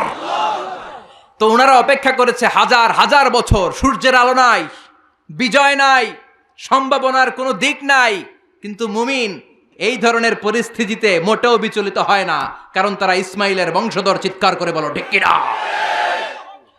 মুমিন আলোর জন্য অপেক্ষা করে। 1000 বছর আলো নাই, মেঘের পেছনে সূর্য ঢাকা পড়েছে, কিন্তু মুমিন ভয় পায় না। মুমিন ভালো করেই জানে রাত্রি যত গভীর হয় সুবহে সাদিকের সূর্যের উকি মারার সময় কাছে আসতে থাকে। প্রসব বেদনায় মা যত কাঁদে, গর্ভবতী মায়ের পেটের ব্যথা যখন বাড়তে থাকে, মা যখন চিৎকার করতে থাকে, আশেপাশের আত্মীয়রা সবাই হাসতে থাকে, কারণ নতুন বাচ্চা দুনিয়াতে আসতেছে। চিল্লায় এখন ঠিক কিনা? এজন্য অত্যাচার, জেল, জরিমানা, খারাপ পরিস্থিতি মুমিনের সব সময় থাকে না। শেষ সময়ে বিজয়ের পতাকা মুমিনের হাতেই পতপত করে উড়ে। চিল্লায় বলেন ঠিক কিনা? ইসহাকের চ্যানেলে আসে নাই, এই যে আসিতেছে, he is coming coming coming, ইনি আসছেন, তিনি আসবেন। এই চ্যানেলে লক্ষ লক্ষ নবী এসেছে, কিন্তু বিশ্বনবী আসে নাই। বিশ্বনবীকে আল্লাহ তাআলা যেই চ্যানেলে আল্লাহ কোন নবী দেয় নাই, ওই চ্যানেলে পাঠিয়ে বিশ্বনবীকে বনি ইসরাইল বানান নাই, আল্লাহ তাআলা বিশ্বনবীকে বনি ইসমাইল বানিয়েছেন। পড়েন সুবহানাল্লাহ। বিশ্বনবী হলেন বনি ইসমাইল। ইহুদি, নাসারা, খ্রিস্টান যারা দুনিয়াতে আছে সব হলো বনি ইসরাইল। বিশ্বনবী হলেন সৈয়দনা ইসমাইলের বংশধর। এজন্য বিশ্বনবী হলেন প্রমিসড মেসেঞ্জার। এই যে এতক্ষণ ধরে বুঝালাম, এটা হচ্ছে প্রমিসড মেসেঞ্জার। তিনি হচ্ছেন প্রতিশ্রুত নবী। তিনি যে আসবেন, গোটা বিশ্বের সব নবীরা তার উম্মতের কাছে, অন্যান্য নবীদের কাছে একই কথা শুনিয়েছেন যে তিনি আসবেন। আসবেন, গোটা বিশ্ব ওনার জন্য অপেক্ষা করছিলেন। ওনার ঘোষণা, ওনার অ্যানাউন্সমেন্ট একদিন আগে, 2 দিন আগে, 1 সপ্তাহ, 2 সপ্তাহ, 1 মাস, 2 মাস আগে নয়, মহাবিশ্বের শুরু থেকে তিনি যে আসবেন তার ঘোষণা চলছিল। চিৎকার করে কোন সুবহানাল্লাহ। আবার বিশ্বনবী বলতেন, আনা দাওয়াতু আবি ইব্রাহিম, আমি আমার বাবা সৈয়দনা ইব্রাহিমের দোয়ার ফসল। আমার বাবা সৈয়দনা ইব্রাহিম মক্কায় দাঁড়িয়ে দোয়া করেছেন, ওই দোয়ার বদৌলতে মক্কায় আমারে পাঠিয়েছে কে? রব্বানা ওয়াবআথ ফীহিম রাসূলাম মিনহুম ইয়াতলু আলাইহিম আয়াতিকা ওয়া ইউআল্লিমুহুমুল কিতাবা ওয়াল হিকমা ওয়া ইউযাক্কিহিম ইন্নাকা আনতাল আজিজুল হাকীম। ও আল্লাহ, এই মক্কা শহরে এমন একজন নবী আপনি পাঠান, যেই নবী সব নবীদের সর্দার হবে। সুবহানাল্লাহ। সৈয়দনা ইব্রাহিমের দোয়াকে কবুল করে নিয়েছে কে? চিল্লায় বলেন কে? এজন্য বিশ্বনবী বলতেন, আনা দাওয়াতু আবি ইব্রাহিম, আমি আমার পিতা সৈয়দনা ইব্রাহিমের দোয়ার ফসল। বিশারাতু আখি ঈসা, আমার ভাই ঈসা আলাইহিস সালামের সুসংবাদের ফসল। সুবহানাল্লাহ। বিশ্বনবীর আগের নবীর নাম কি বলেন তো? সবাই বলেন, আরো জোরে বলেন। সৈয়দনা ঈসা আলাইহিস সালাম বলেছেন, ইয়াতি মিন বাদি ইসমুহু, চিল্লায় বলেন, ইয়াতি মিন বাদি ইসমুহু, আমার পরে এক নবী আসবে, তার নাম হবে আহমদ। তার চাইতে সুন্দর মানুষ পৃথিবীতে আছে নাকি? হেরা হতে হেলে দুলে নুরানি তনু ওকে আসে হায়, সারা দুনিয়ার হেরে মেরে পর্দা খুলে খুলে চায়। সে যে আমার কমলিওয়ালা কমলিওয়ালা, সে যে আমার কমলিওয়ালা কমলিওয়ালা। পড়েন আল্লাহু আকবার। তার ভাবে বিভোল রাঙ্গা পায়ের তলে, পর্বত জঙ্গল টলো মল টলে, খুরমা খেজুর বাদাম জাফরানি ফুল ঝরে ঝরে যায়। সে যে আমার কমলিওয়ালা কমলিওয়ালা, এরা হতে হেলে দুলে নুরানি তনু ওকে আসে হায়, সারা দুনিয়ার হেরে মেরে পর্দা খুলে খুলে চায়। সে যে আমার কমলিওয়ালা কমলিওয়ালা, সে যে আমার কমলিওয়ালা কমলিওয়ালা। পড়েন আল্লাহু আকবার। তিনি কমলিওয়ালা নবী। ইয়াতি মিন বাদি ইসমুহু আহমদ। এজন্য বিশ্বনবী বলছেন, আমি আমার পিতা সৈয়দনা ইব্রাহিমের দোয়ার ফসল, আমার আগের নবী আমার ভাই ঈসা নবীর সুসংবাদের ফসল, আর আমি হলাম আমার মা আমেনার স্বপ্নের ফসল। সুবহানাল্লাহ। বিশ্বনবীর মায়ের নাম কি? সবাই বলেন আর জোরে, আমিনা। আমিনা স্বপ্নে দেখেছেন, রুইয়াতু উম্মি ফিল মানাম রাআত ফি মানামিহা, আমার মা আমিনা স্বপ্নে দেখেছেন, আমি যখন আমার মায়ের পেটের ভেতরে ছিলাম, আমার মা স্বপ্নে দেখলেন আমার মায়ের পেটের ভেতর থেকে একটা আলো বের হয়েছে, একটা নূর বের হয়ে শাম দেশের বড় বড় প্রাসাদগুলোকে আলোকিত করে দিয়েছে। আমার মায়ের পেট থেকে আলোটা বের হয়ে বিচ্ছুরিত হয়ে গোটা বিশ্বের সব দালানগুলোকে আলোকিত করেছে। চিৎকার করে পড়েন আল্লাহু আকবার। তার মানে উনি যে আসবেন এটার একটা প্রস্তুতির দরকার আছে না নাই? বিশ্বনবীর চাইতে শ্রেষ্ঠ কেউ আছে নাকি? চিল্লায় বলেন। আবার বিশ্বনবী বললেন, আল্লাহ গোটা বিশ্বের সব রূহগুলোকে একসাথে করলেন। আমরাও ছিলাম, আপনিও ছিলেন, সবাইকে একসাথে করেছে কে? বিশ্বনবী বলেন, আল্লাহ সবগুলো রূহকে মানুষকে আল্লাহ দুই ভাগ করলেন, এক ভাগ জান্নাতি আর এক ভাগ জাহান্নামী। আল্লাহ আমার জান্নাতীদের নেতা বানালেন, সুবহানাল্লাহ। এবার জান্নাতি মানুষগুলোকে আল্লাহ বেছে বেছে দুনিয়ার বিভিন্ন এলাকায় পাঠালেন, বিভিন্ন শহরে পাঠালেন। আর দুনিয়ার সবচেয়ে শ্রেষ্ঠ শহর মক্কার মধ্যে আল্লাহ আমারে পাঠালেন, সুবহানাল্লাহ। আবার মক্কার মধ্যে, মক্কা শহরের ভেতরে অনেকগুলো খানদান আছে। সবগুলো খানদানের মধ্য থেকে শ্রেষ্ঠ খানদান হাশিমে খানদানের ভেতরে আল্লাহ আমারে পাঠালেন। হাশিমে খানদানের ভেতরে অনেকগুলো বংশ আছে। এতগুলো বংশের মধ্যে সবচাইতে শ্রেষ্ঠ বংশ কুরাইশ বংশে আল্লাহ আমারে ঢুকায় দিলেন। কুরাইশ বংশের মধ্যে অনেকগুলো পরিবার আছে, সবচেয়ে শ্রেষ্ঠ পরিবার আব্দুল মুত্তালিব লিডারের পরিবারে আমারে পাঠালেন। আল্লাহু আকবার। আব্দুল মুত্তালিবের পরিবারের মধ্যে অনেকগুলো সদস্য আছে, সবচেয়ে শ্রেষ্ঠ সদস্য করে, সবচেয়ে শ্রেষ্ঠ মানব করে, মহামানব করে, অসাধারণ মানুষ করে আল্লাহ আমারে দুনিয়াতে পাঠালে। আনা খায়রুকুম বাইতা, আনা খায়রুকুম নাফসা, আমি সব দিক দিয়ে গোটা বিশ্বের সব মানুষের চেয়ে সেরা। চিল্লায় বলেন আল্লাহু আকবার। এজন্য এই নবীর সাথে অন্য কোন নবীর তুলনা চলে নাকি? এই নবীর সাথে অন্য নবীর কোন কম্পেয়ার চলে নাকি? There is no comparison between our prophet and other prophets. No comparison. He is out above of any kind of comparison. Whether it's the knowledge, whether it's the wisdom, whether it's the status, whether it's the body fitness and personality. Regarding all aspects, সব দিক থেকে বিশ্বনবীর চাইতে সেরা কোনো মানুষ, কোনো ব্যক্তিত্ব, কোনো নবী আল্লাহর এই জমিনের ভেতরে নাই। চিৎকার করে বলেন ঠিক কি না?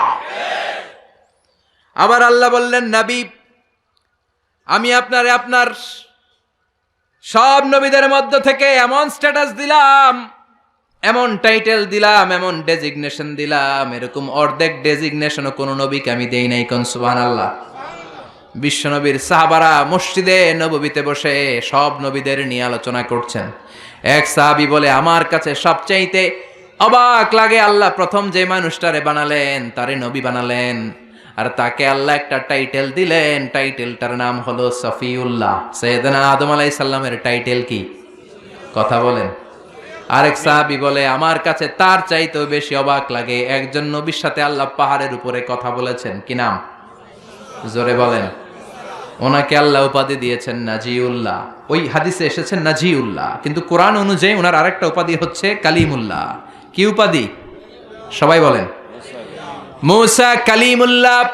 আরেক সাহাবী বলে, তার চেয়ে অবাক করা কাহিনী হলো মানুষের মধ্য থেকে আল্লাহ একজনকে খলিল বানিয়েছেন, মানে বন্ধু। ওই বন্ধুর নাম কি? আরো জোরে বলেন। বিশ্বনবী নামাজের জামাতে আসবেন, বাইরে থেকে দাঁড়িয়ে শুনছিলেন, সাহাবারা কথা বলছে, একজন হচ্ছে সফিউল্লাহ, একজন হচ্ছে নাজিউল্লাহ, একজন হচ্ছে খলিলুল্লাহ। বিশ্বনবী মসজিদে ঢুকে বললেন, প্রাণের সাহাবারা তোমরা কি বলেছ আমি শুনেছি, সবগুলাই ঠিক।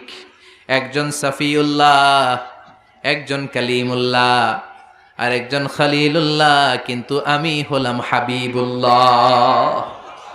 আমি হচ্ছে হাবিবুল্লাহ। খলিল মানেও বন্ধু, আর হাবিব মানেও বন্ধু। চিল্লায় বলেন খলিল মানে কি? সবাই বলেন। জিমায় পড়ছেন? কষ্ট হচ্ছে না? আরো কয়েক মিনিট শুনবেন, শুনবেন, শুনবেন, সবাই শুনবেন। পিছনের ওনারা তো শুনবে না, শুনবেন। মনোযোগ আছে না গেছে? দেখি কতটুকু মনোযোগ আছে। তাকবীর দেন তো। লিল্লাহে তাকবীর, লিল্লাহে তাকবীর।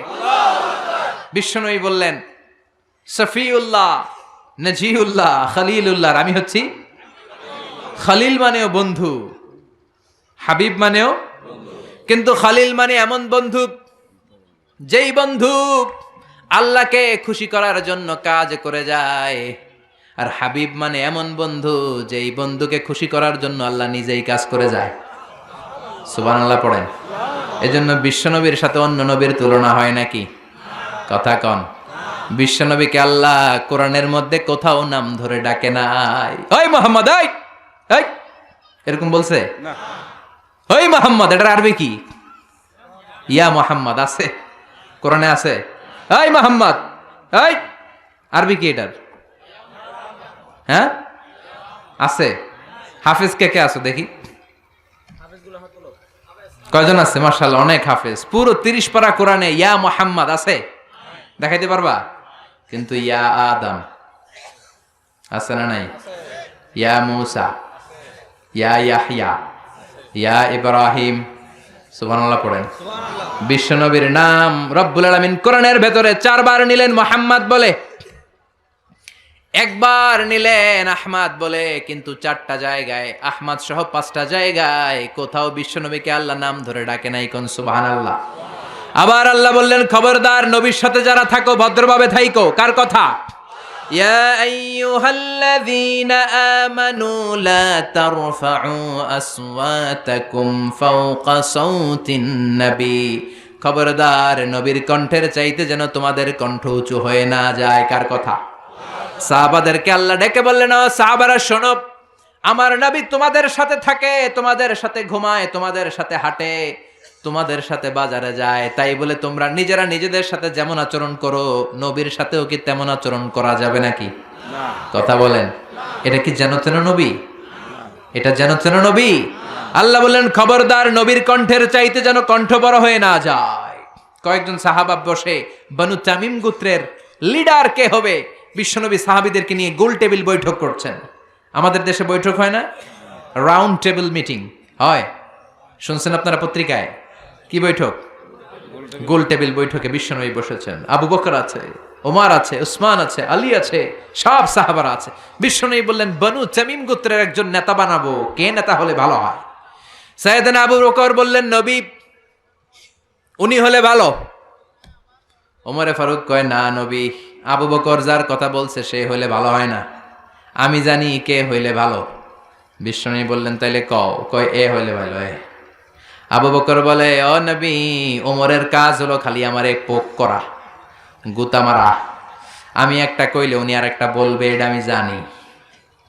মানুষ ছিলেন তো, মানুষ, মানবীয় গুণের ঊর্ধ্বে ছিলেন না তো। আমি একটা বললে আমার বিরোধিতা করবে ওমর, এটা আমি জানি।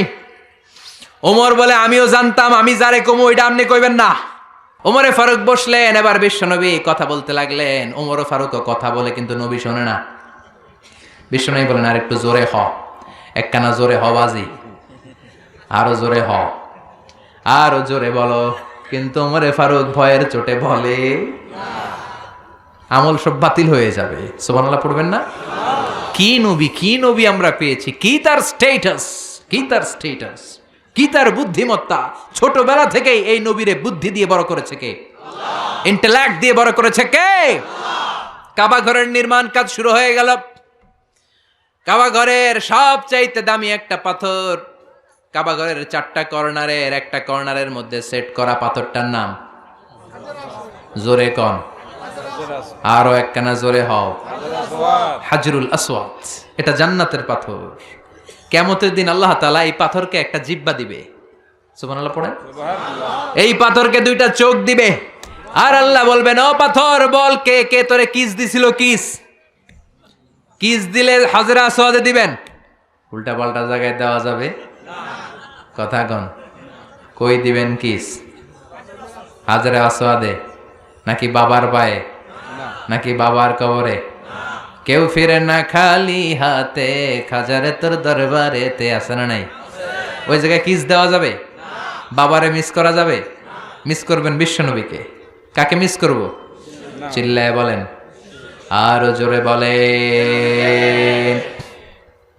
আল্লাহকে যে পাইতে চাই হযরতকে ভালোবেসে, আরশ কুরসি লৌহ কালম না চাইতে পেয়েছে সে। হযরতকে ভালোবেসে, আরশ কুরসি লৌহ কালম না চাইতে পেয়েছে সে। আল্লাহু আকবার। এই নবীর ভালোবাসা ছাড়া জান্নাতে ঢোকা যায় না। এই নবী ছোট্টবেলায় কেমন বুদ্ধিমান ছিলেন। কাবা ঘরের নির্মাণ কাজ শুরু হয়ে গেল। কাবা ঘরের 4টা কর্নারের একটা কর্নারের মধ্যে একটা পাথর আছে। পাথরটার নাম কি? এই পাথরটার মধ্যে চুমো দিলে জীবনের গুনাহ মাফ করে দেয় কে? ওই পাথরে চুমা দিতে যাই আর ঠেলা ঠেলি আছে না নাই, ধাক্কা ধাক্কি আছে না নাই? হজ করছেন, উমরা করছেন, কারা হাত তোলেন? অনেকে করছেন। ধাক্কা ধাক্কি আছে না? আছে। মানুষ কি যে ধাক্কা ধাক্কি করে, এটা ঠিক না। বিষ্ণু বলেছেন চুমো দাও,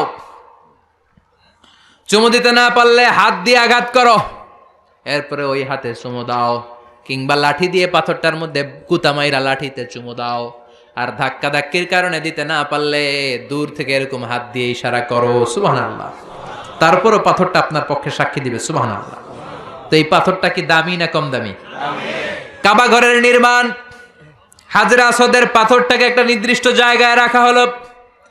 সবাই মিলে কাবা ঘরকে নির্মাণ করা শুরু করে দিল। সবাই মিলে পাথর এনে কাবা বানায়। শুনতেছেন? মনোযোগ আছে না গেছে? আমার দিকে তাকান, মনোযোগ আছে? মনোযোগ আছে? পাথরটাকে সরানো হলো, পাথর এনে কাবা ঘর বানানো হলো। এবার এই হাজরা আসওয়াদের পাথরটাকে কাবা ঘরের ভিতরে কে সেট করবে এই নিয়ে মারামারি, কারণ এটা দামি পাথর, এটা জান্নাতি পাথর। এটা কি পাথর? আরো জোরে বলেন। এই পাথরটা কি পাথর? জান্নাতি পাথর, দামি পাথর। এই পাথরটাকে সরিয়ে কাবা ঘরকে রিনোভেশন করা হলো, পুনরায় নির্মাণ করা হলো, আর পাথরটাকে এক পাশে রাখা হলো। এবার চারটা বড় বড় দল ছিল মক্কার ভেতরে, এই চার দলের মারামারি শুরু হইল, কে পাথর রাখবে। এক দলের নেতা বলে, আমার চেয়ে বড় নেতা খেতা মক্কায় কেউ নাই, সব আমার, সব পিছনে যা। হাজরা আসওয়াদের পাথর কাবার মধ্যে সেট করা এটা অনেক সম্মানের ব্যাপার, এই সম্মানটা আমার দল নিতে চায়, আমি নিজ হাতে আমার দলের পক্ষ থেকে পাথর নিয়ে কাবার মধ্যে রাখবো। ওই দল বলে, প্রয়োজনে রক্তক্ষয়ী সংঘর্ষ হবে, আমার দল ছাড়া কেউ পাথরে হাত দিতে পারবি না। এরকম আছে না নাই?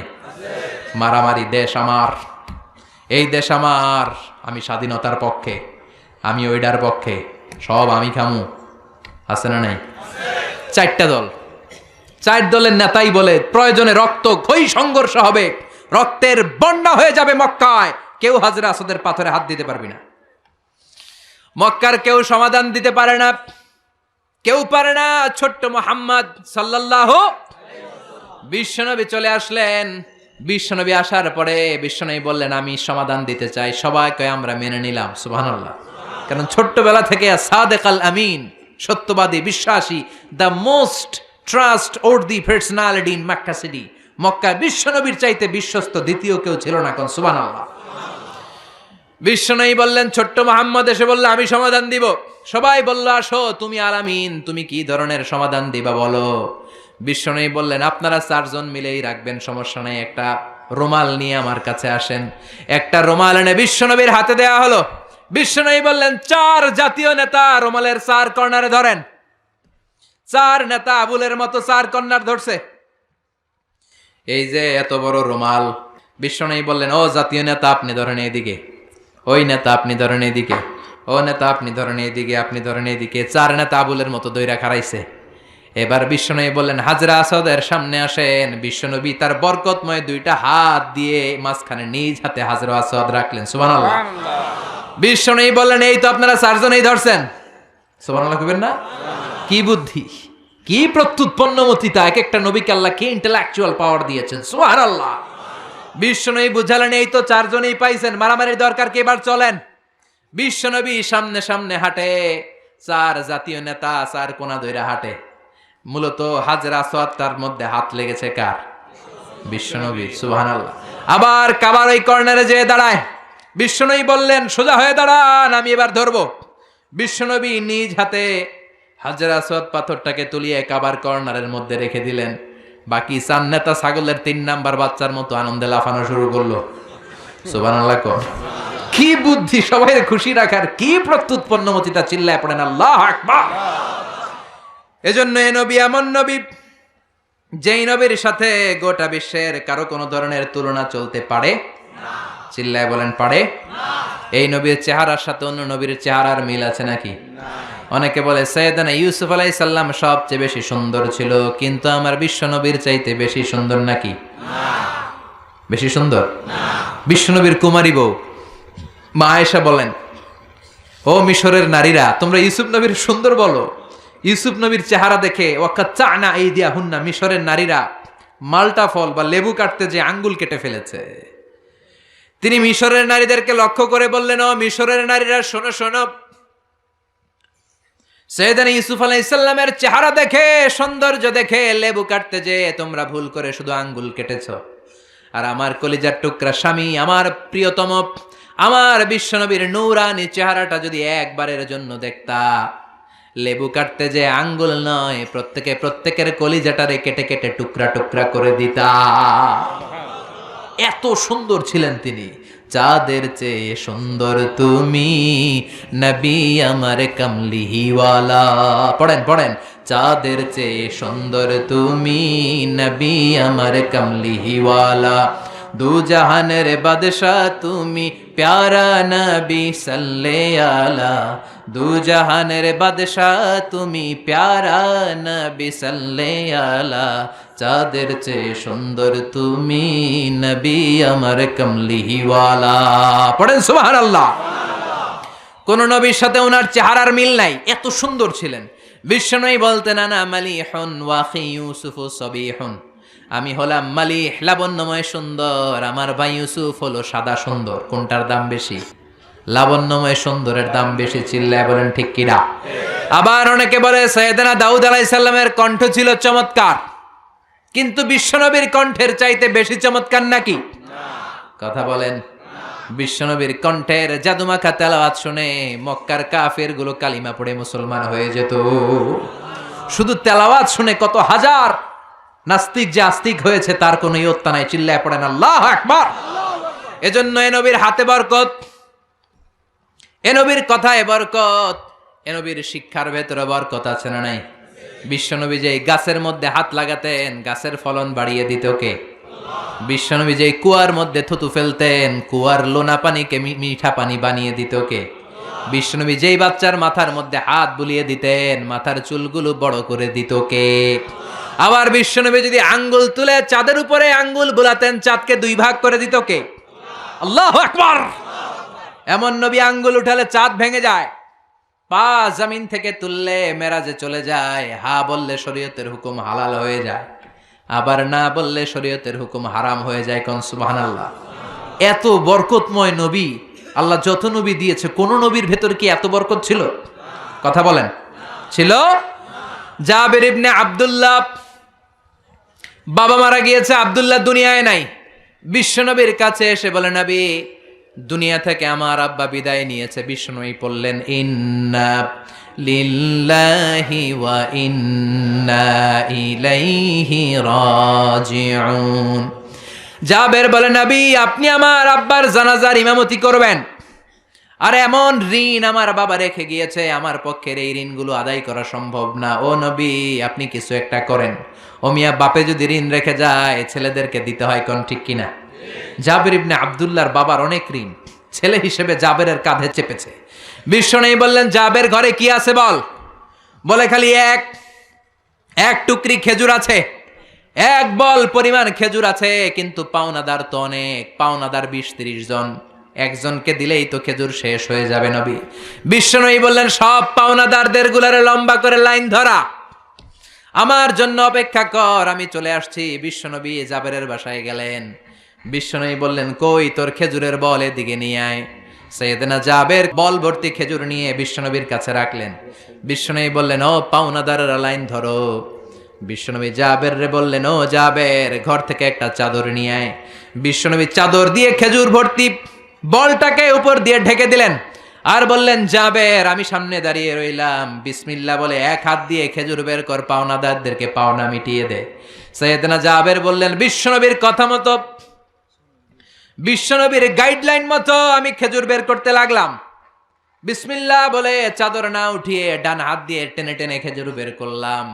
একজনের পর আরেকজন পাওনাদার মেটাতে শুরু করলাম। পাওনাদার মেটাতে মেটাতে সব পাওনাদারের সব পাওনা মিটিয়ে দিলাম।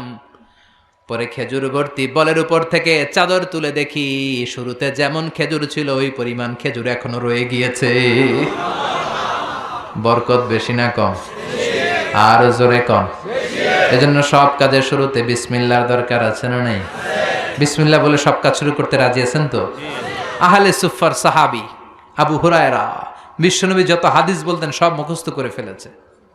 5,000-এরও বেশি হাদিস তিনি বর্ণনা করেছেন। পড়েন আল্লাহু আকবার। না খেয়ে বেহুশ হয়ে মসজিদে নবীর বারান্দায় পড়ে থাকতেন আবু হুরায়রা। কোন সাহাবী ভালোবেসে কোনো খাবার দিয়ে গেলে 70 জন আহলে সুফফার সাহাবারা ভাগ করে খেতেন। মদিনার মধ্যে দুর্ভিক্ষ, কারো ঘরে কোনো খাবার নাই। আহলে সুফফার গরিব সাহাবারা বেহুশ হয়ে মসজিদে নববীতে নামাজের পর পড়ে আছে, ক্ষুধা, খাবার নাই। হঠাৎ এক সাহাবী এরকম এক পেয়ালার ভেতরে এক পেয়ালা দুধ এনে বলে, আবু হুরায়রা, এক পেয়ালা দুধ আমি আহলে সুফফার সাহাবাদেরকে দান করে দিলাম। সুবহানাল্লাহ পড়েন। আবু হুরায়রা অনেক চাচ্ছে পুরো দুধটা আমি খেয়ে ফেলবো, কিন্তু বিশ্বনবীর অনুমতির দরকার আছে না নাই?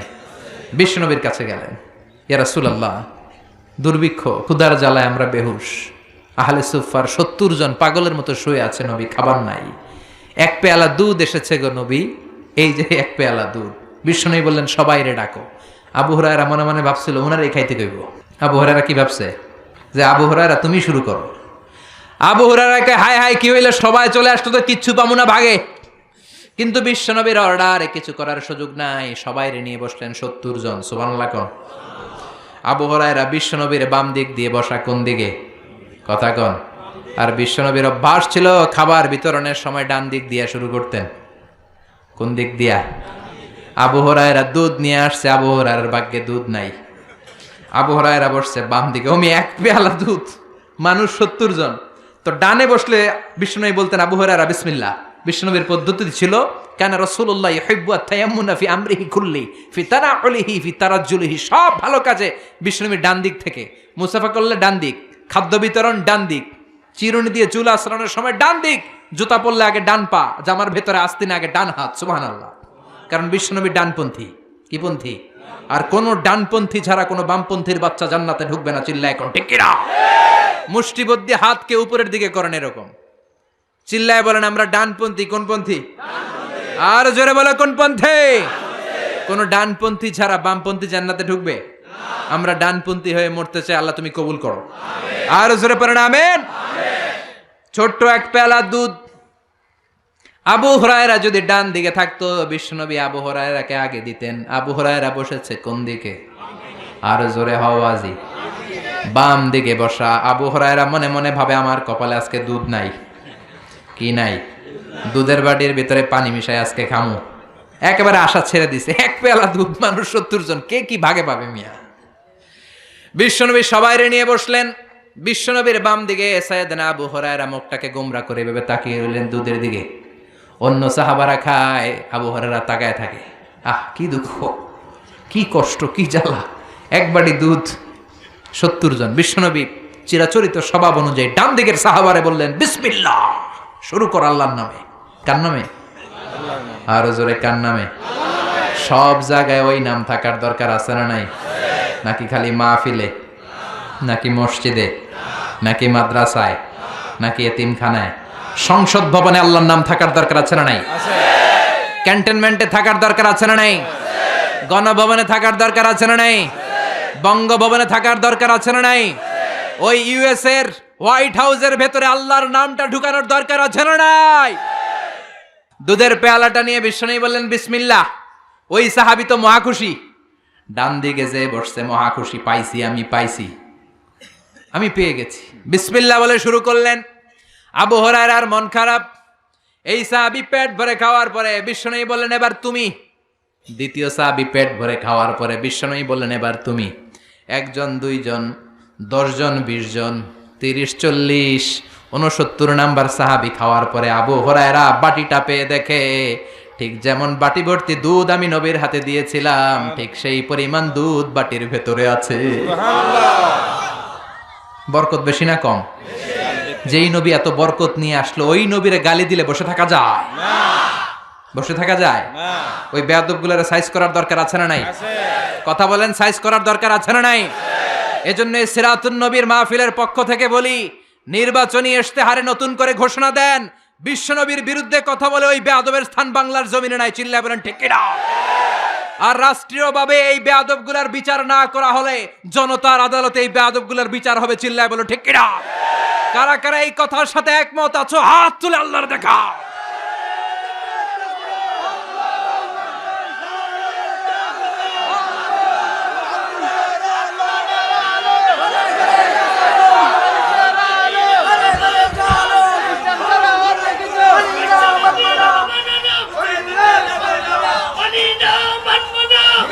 বিশ্বনবীর ভালোবাসা অন্তরে না থাকলে জান্নাতে যাওয়া যাবে না। বিশ্বনবীর আদর্শ না মানলে জান্নাতে যাওয়া যাবে শুধু দাড়ি টুপি কি বিশ্বনবীর আদর্শ মায়ের খাওয়া বিশ্বনবীর আদর্শ চিল্লায় বলেন ঠিক কিনা শুধু মিষ্টি খাওয়াই কি বিশ্বনবীর আদর্শ জেল খাটাও বিশ্বনবীর আদর্শ চিল্লায় বলেন ঠিক কিনা বিশ্বনবী শিয়াবে আবি তালেবে 3 বছর জেল খেটেছে কাফেরদের আঘাত সহ্য করেছে জুলুম সহ্য করেছে অন্যায় সহ্য করেছে মিষ্টি খাওয়া যেমনি সুন্নাত জুলুম সহ্য করাও সুন্নাত চিল্লায় বলো ঠিক কিনা এজন্য বিশ্বনবীর সম্মানের ব্যাপারে আমরা সবাই এক বিশ্বনবীর ভালোবাসা অন্তরে রেখে আমরা জান্নাতি হতে চাই রাজি আছেন তো সবাই সবাই রাজি আল্লাহ আমাদের সবাইকে কবুল করো নবীর আদর্শ যেন আমরা আমাদের জীবনের সব অঙ্গনে মেনে চলতে পারি তুমি তৌফিক দাও আর জোরে পারেন আমিন যতগুলো কথা বলেছি কোরআন সুন্নাহর আলোকে বলেছি বানিয়ে কিছু বলি নাই তারপরেও আমার মনের অজান্তে কোনো মিস ইনফরমেশন যদি আমার মুখ ফসকে বেরিয়ে যায় সেগুলো যেন আল্লাহ তাআলা আমাদের স্মৃতিপট থেকে মুছে দেয় আমরা পড়ি আমিন সত্য সুন্দর কল্যাণকর হকের পক্ষ থেকে যা বললাম তার সব যেন প্রথমে আমি আমল করতে পারি পাশাপাশি আল্লাহ তাআলা আপনাদের সবাইকে আমলের তৌফিক দান করুক আমরা পড়ি আমিন আপনারা সবাই ভালো থাকবেন সুস্থ থাকবেন সুন্দর থাকবেন আবার হয়তো দেখা হয়ে যাবে কোনো তাফসিরুল কোরআনের ময়দানে এই যে মাহফিলের অ্যারেঞ্জ করা হয়েছে আমরা খুশি না বেজার আমরা কোরআন থেকে বিশ্বনবীর সিরা থেকে অনেক কিছু শিখতে পেরেছি না কথা কন আবারও যদি আশেপাশে কোথাও কোরআনের ডাক আসে আমরা যেতে রাজি আছি না নাই আল্লাহ আমাদের সবাইকে তুমি কবুল করো যারা এই মাহফিল বাস্তবায়নের জন্য সহায়তা করেছেন আল্লাহ তাদের সবার জন্য মাহফিলটাকে নাজাতের ওসিলা বানাক আমরা পড়ি আমিন সুবহানাকাল্লাহুম্মা বিহামদিকা আশহাদু আল্লা ইলাহা ইল্লা আনতা আস্তাগফিরুকা ওয়া আতুবু ইলাইক ইয়া রাব্বি লাকাল হামদু কামা ইয়ানবাগি লিজালালি ওয়াজহিকা ওয়া আযীমি সুলতানিক লাকাল হামদু বিল ঈমান লাকাল হামদু বিল ইসলাম লাকাল হামদু বিল কুরআন ربنا آتنا في الدنيا حسنة وفي الآخرة حسنة وقنا عذاب النار آمين. ربنا ظلمنا أنفسنا وإن لم تغفر لنا وترحمنا لنكونن من الخاسرين وبشال আকাশের মালিক বিশাল জমিনের মালিক পাহাড়ের মালিক মরুভূমির মালিক দুনিয়ার মালিক আখিরাতেরও মালিক তোমার আকাশ বাতাস পাহাড় মরুভূমির তুলনায় আমাদের হাত দুইখানা একেবারে ছোট্ট রে আল্লাহ ছোট্ট দুটি হাত পেতে বুক ভরা আশা নিয়ে তোমার শাহী দরবারে ভিক্ষুকের মতো চেয়ে রইলাম হাত দুইখানা কবুল আর মঞ্জুর করে দাও আল্লাহ আমরা সবাই গুনাহগার গুনাহমুদের বেশুমার এমন কোনো গুনাহ নাই আমরা করি নাই আজকের এই সিরাতুন নবী মাহফিলের শেষ সময়ে শেষ লগ্নে গভীর রজনীতে তোমার আল্লাহওয়ালা বান্দাদেরকে নিয়ে তোমার দরবারে ভিক্ষুকের মতো চেয়ে রইলাম আমাদের জিন্দেগির সব গুনাহ খাতা তুমি মাফ করে দাও সগীরা কবীরা জেনে না জেনে ইচ্ছায় অনিচ্ছায় বন্ধুর পাল্লায় পড়ে শয়তানের ধোকায় পড়ে যত গুনাহ করেছি আজকে আমরা সবাই তওবা করলাম আর গুনাহ করব না রব্বুল আলামিন আমাদের সবাইকে মাসুম হিসেবে তুমি কবুল করে দাও আমাদের আব্বা আম্মা দাদা দাদি নানা নানি আত্মীয় স্বজন পাড়া প্রতিবেশী দেশিকেশি সবাইকে মাফ করে দাও আমাদের যত আত্মীয় স্বজন 3.5 হাত কবরের বাসিন্দা তাদের কবরগুলোর জান্নাত বাড়িয়ে দাও রব্বুল আলামিন বিশ্বনবীর জীবনী থেকে যা যা আমরা শুনলাম যা যা শিখলাম নিজের জীবনে বাস্তবায়নের তৌফিক দাও আমাদের প্রত্যেকটা ফ্যামিলিকে বিশ্বনবীর ফ্যামিলির মতো গড়ে তোলার তৌফিক দাও আমাদের মা বোনদেরকে তুমি কবুল করে দাও সাইয়্যিদাতুনা খাদিজার মতো আয়েশার মতো বিশ্বনবীর কলিজার টুকরা ফাতেমার মতো মহিয়সী নারী হিসেবে কবুল করে দাও আমার যুবক ভাইদেরকে তুমি কবুল আর মঞ্জুর করে নাও সৈয়দনা ওমর ফারুকের মতো সৈয়দনা হামজার মতো সৈয়দনা বেলালের মতো খুবাইবের মতো খাব্বাবের মতো তাদেরকে তুমি কবুল আর মঞ্জুর করে দাও রব্বুল আলামিন যারা টাকা দিয়ে পয়সা দিয়ে